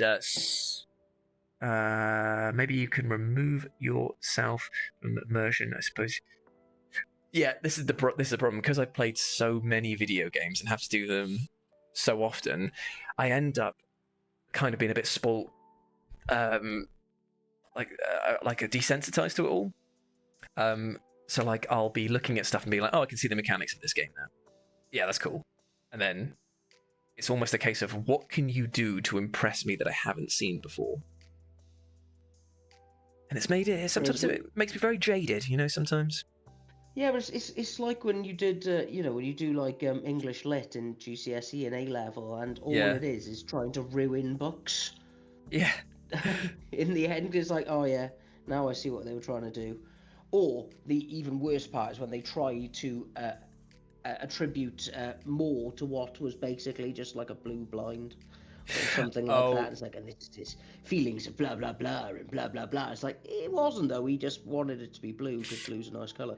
I do often think sometimes of like if the artist or writer was still alive and saw the discourse around it, would they come back and be like, "No, mate, that's not at all what I was doing. Literally, a bird just flew past my window while I was writing, so I just wrote about feathers for the next 15 chapters." Like, yeah. It's like, didn't you notice that whole section that was about tacos? I was just hungry. And it just became a really big part of the plot. Like William Shakespeare comes back to life and he's just like, guys, it's not that deep. It's just not that deep. Well, this is the thing that especially annoys me with Shakespeare is the fact that he wrote most of his plays in a day. Wait, what? Like he would... Sorry. I thought you meant for some reason that he wrote the majority of his plays, as in the volume of them in a day. I was like, I've seen the complete works of Shakespeare. You're telling me you did that in a day? Bloody hell, kick them out quick. Yeah. And yeah, it just... When you think of that, he probably didn't put quite as much thought into it as people maybe think that he might have done. Like, some of it did, like some of his lines will be famous forever. Yeah. And, like, absolutely immense. But, he did a fair bit of plagiarism on Christopher Marlowe and other things like that through his time. And well, I've always got a bit of, like, a heated thing for Chaucer. Just everyone is like, oh man, it's amazing. The guy invented so many words. It's like, if I spoke gibberish, they'd call me insane. But he's allowed to do it and just say, yeah, this means that. Imagine going to see one of his plays, right? And also, or reading one of his books and not having a glossary of understanding what he meant. So he's just literally introduced a word for you there. And there's not really much context for you to like put it together. And you just got to go like, what does this mean? Like, what does that word mean? It's like when I read Clockwork Orange for the first time, and they've got all of the slang terminology in there that you've kind of just got to piece together yourself. Yeah. And that's the point, like some of the words that these people invented are absolutely astounding. It's amazing. Yeah. Like, for example, the fun one that everybody quotes is that Shakespeare invented the word bubble. And it's like that, like the idea of being the person to come up with that, I probably would have quit my career at that point. I'm done. I'm never going to top bubble. It was a banger of a word, like. It's literally the bubble boy over here. Yeah. I'd be super duper proud to be done with it. Yeah. It's like What to wait? I know that's the other thing with these sort of streams is that time does just melt away, doesn't it? We'll call it at 8 because I need to go and get some food on the go. But I'm pretty happy with how I've managed to get the reds on this. I've done some highlights on them too. I was meant to go for all three, but I've done my usual thing, Bean, of just getting stuck on one of the models and just like playing around with that one. So trying to replicate it for the other two is going to be hilarious when I can't remember the paint combination. Nice. This is why you write things down. Yeah, I should do. I really, really should do. I've got a little spreadsheet of that kind of stuff. Thank you very much, Smoolie. Appreciate it. I know that the light is kind of blowing this out. I wonder if I can see if this makes any difference. Hold on 2 seconds. If I dull that down so it's not blown out. No, it's still kind of the same. You can't really get the most of it. Ooh, I didn't know that I could do that. Yeah, and obviously nobody can actually see anything that I've done. So. But I tell you what, when you get that Power Conf one, you're going to be loving life, mate. I've got all these fun features on my camera as well, which is on my new light thing. I can do the same as you and switch between all the different kinds of light. What colour do you normally do plasma coils? Do you go blue? Yeah, and I use Oh my god, what the hell was that? Is it? Sorry, there's a very weird noise outside. I use the Athematic blue, the one that I use for my Thousand Suns. And I layer up whites to greys and then highlight the top ends with white, and then I put that on and maybe a bit of fluoro blue at points. Just okay.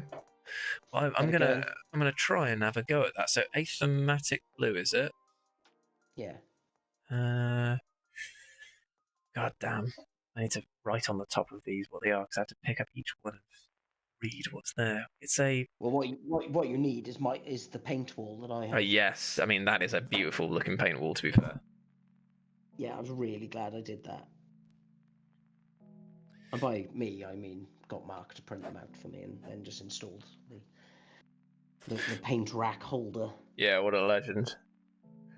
Okay. That's the point, actually. I need to start looking for some 3D prints for holding spices, because I'm planning to do the same in the kitchen and have a wall of spices. God damn it, where is it? Just picking up random ones now. Oh, there we go. Haha. Oh, I see. It's like a sort of... God, I haven't mixed this in a while. Yeah, that'll need a good shake. Yeah, I bought a huge bag of ball bearings, and every single time I find a paint that I've not used in a while, I just chuck one of them in and just start going through the entire collection. Well, I've got one of the Vortex mixers, so I just use that. I do as well, but I keep forgetting to use it, because it's literally right here. They're really good. Yeah. Most of the colours on this guy now. Oh, nice. Let's have a quick look over there. I'm going to move over to full screen.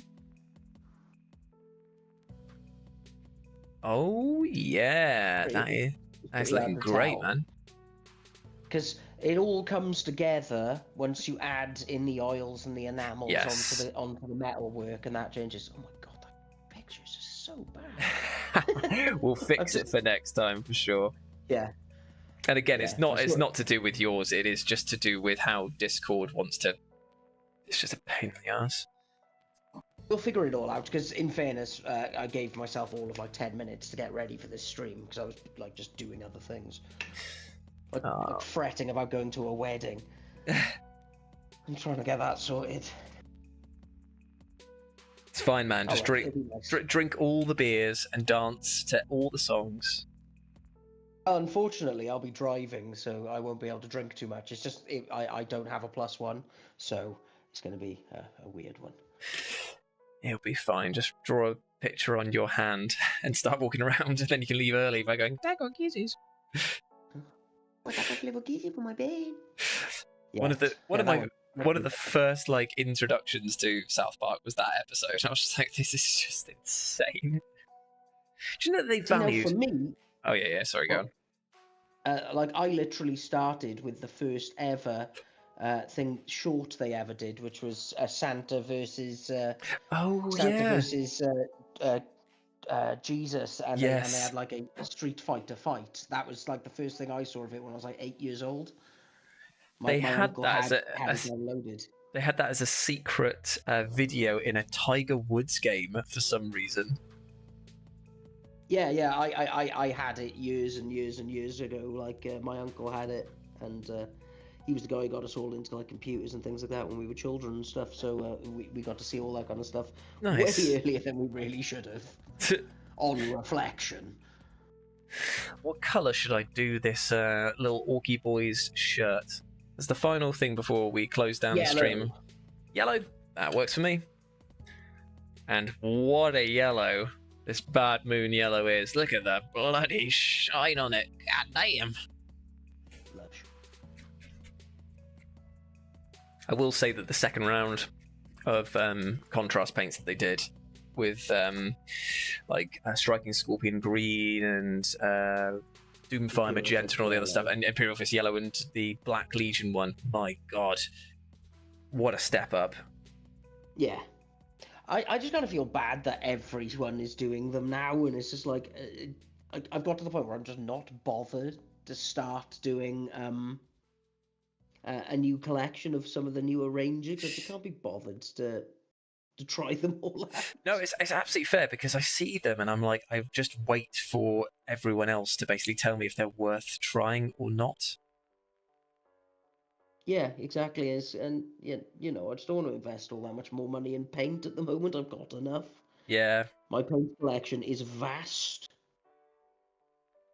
I was very, very lucky that when they when GW dropped the first range of contrast paints, they sent one of every colour up to me when I was up in Newcastle, and I still have them.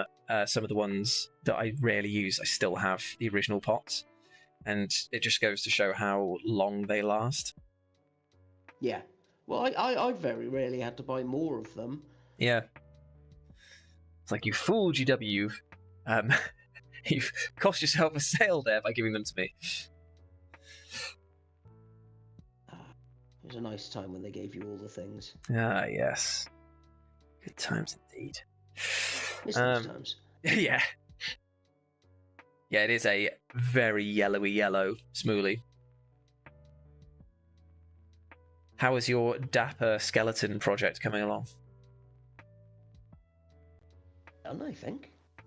Nice. Although I did think he should have been smoking a cigar. What is that? I think most things would be enhanced by smoking a cigar. It's very true. Except for the Manosphere. Those guys are ruining cigars for everyone. I take it you've smoked a cigar. Yeah, they're rank. They are. Absolutely vile. Genuinely, I feel like it's the world's biggest con outside of, like... I'm trying to think of another thing there, but it's just, my god. Yeah, absolutely buzzing. Cannot stand them. I think that, I think it was Kelso from that 70s show described it really well, which is like, it's like smoking a dirty sock, but harder. Yeah, and you're not allowed to inhale the smoke. It's like, and what's the point? You ever smoked a pipe? Yes, me and my brother and dad got really into pipe smoking when I was 19, and we all stood around outside the pub with our different varieties of pipes and our different tobaccos. Just stood there going, yeah, it was great. That's funny as man. Yeah, because to be fair, people would mock it, and it's just like, yeah, but I look so much cooler than you right now. And they're like, yeah, actually, smoking a cigarette does not look anywhere near as cool as smoking a pipe. It's like, yeah, absolutely. Yeah, he's got us there.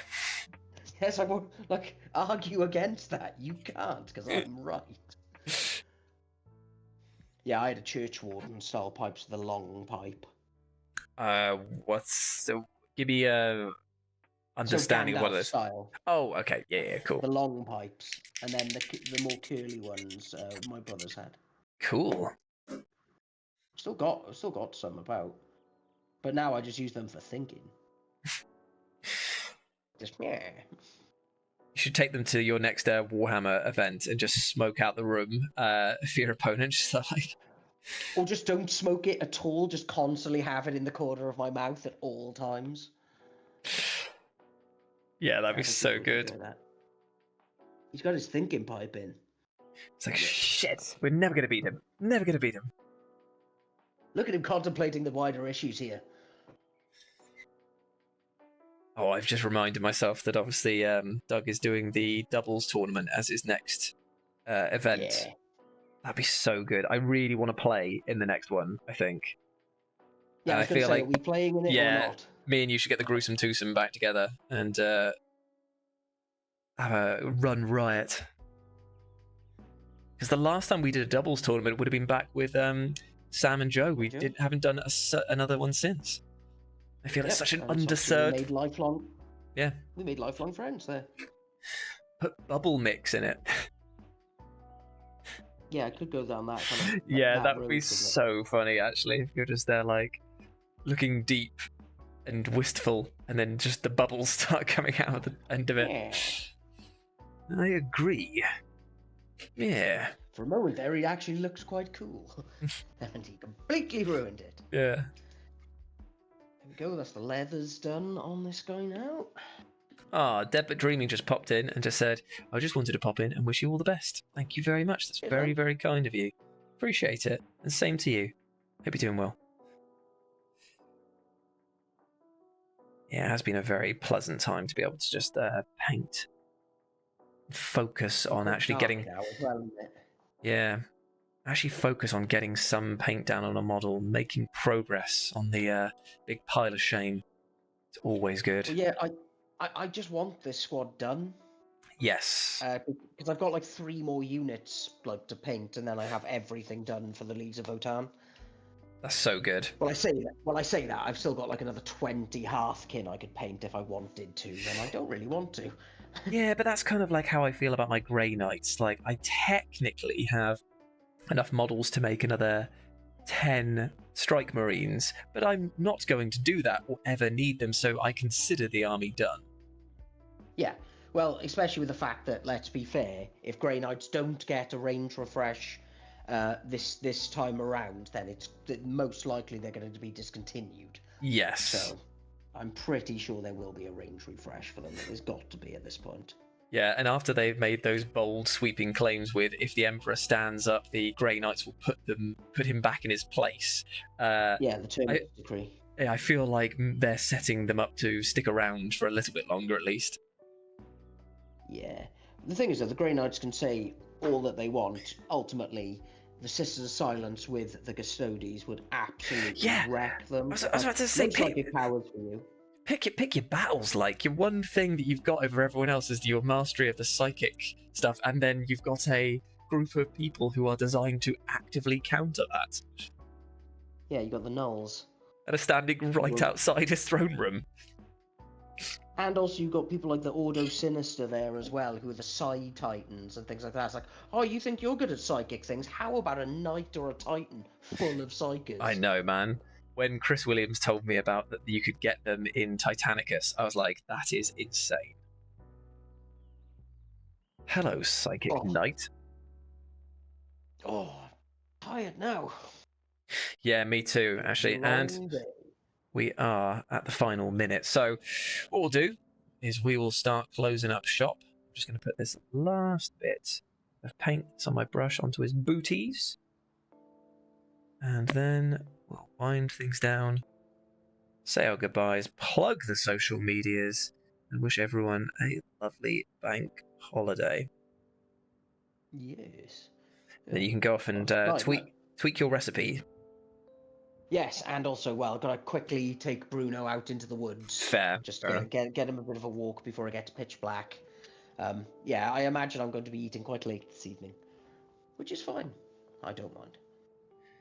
Right, that is my paint exhausted on there. So here's where we got to on the Death Copters. We managed to base coat these two over here, which is great for the reds, and we managed to play around with some color schemes. The lovely yellow shirt on my guy over here, and some lighter armor panels done there, and I'm really enjoying painting these, so I'm looking forward to finishing these off at a later date. And if we move over to Beanies, he can show up his work triumphantly. Yes, you can actually see it, but yeah, it's I've pretty much all the base colours are down now.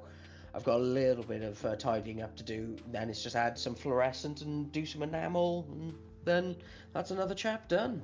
I believe the expression is Bob's your uncle, Fanny's your aunt. That's Does anybody have an aunt called Fanny? Yeah, weirdly. But that's a story for a different day. Anyway,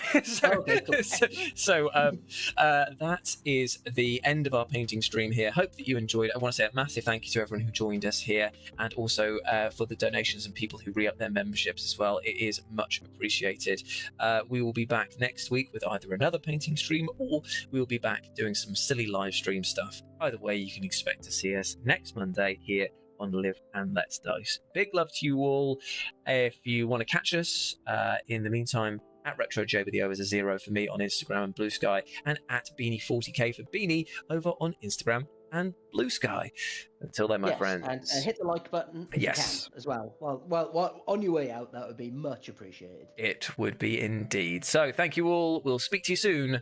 Goodbye, everyone. Bye. Bye.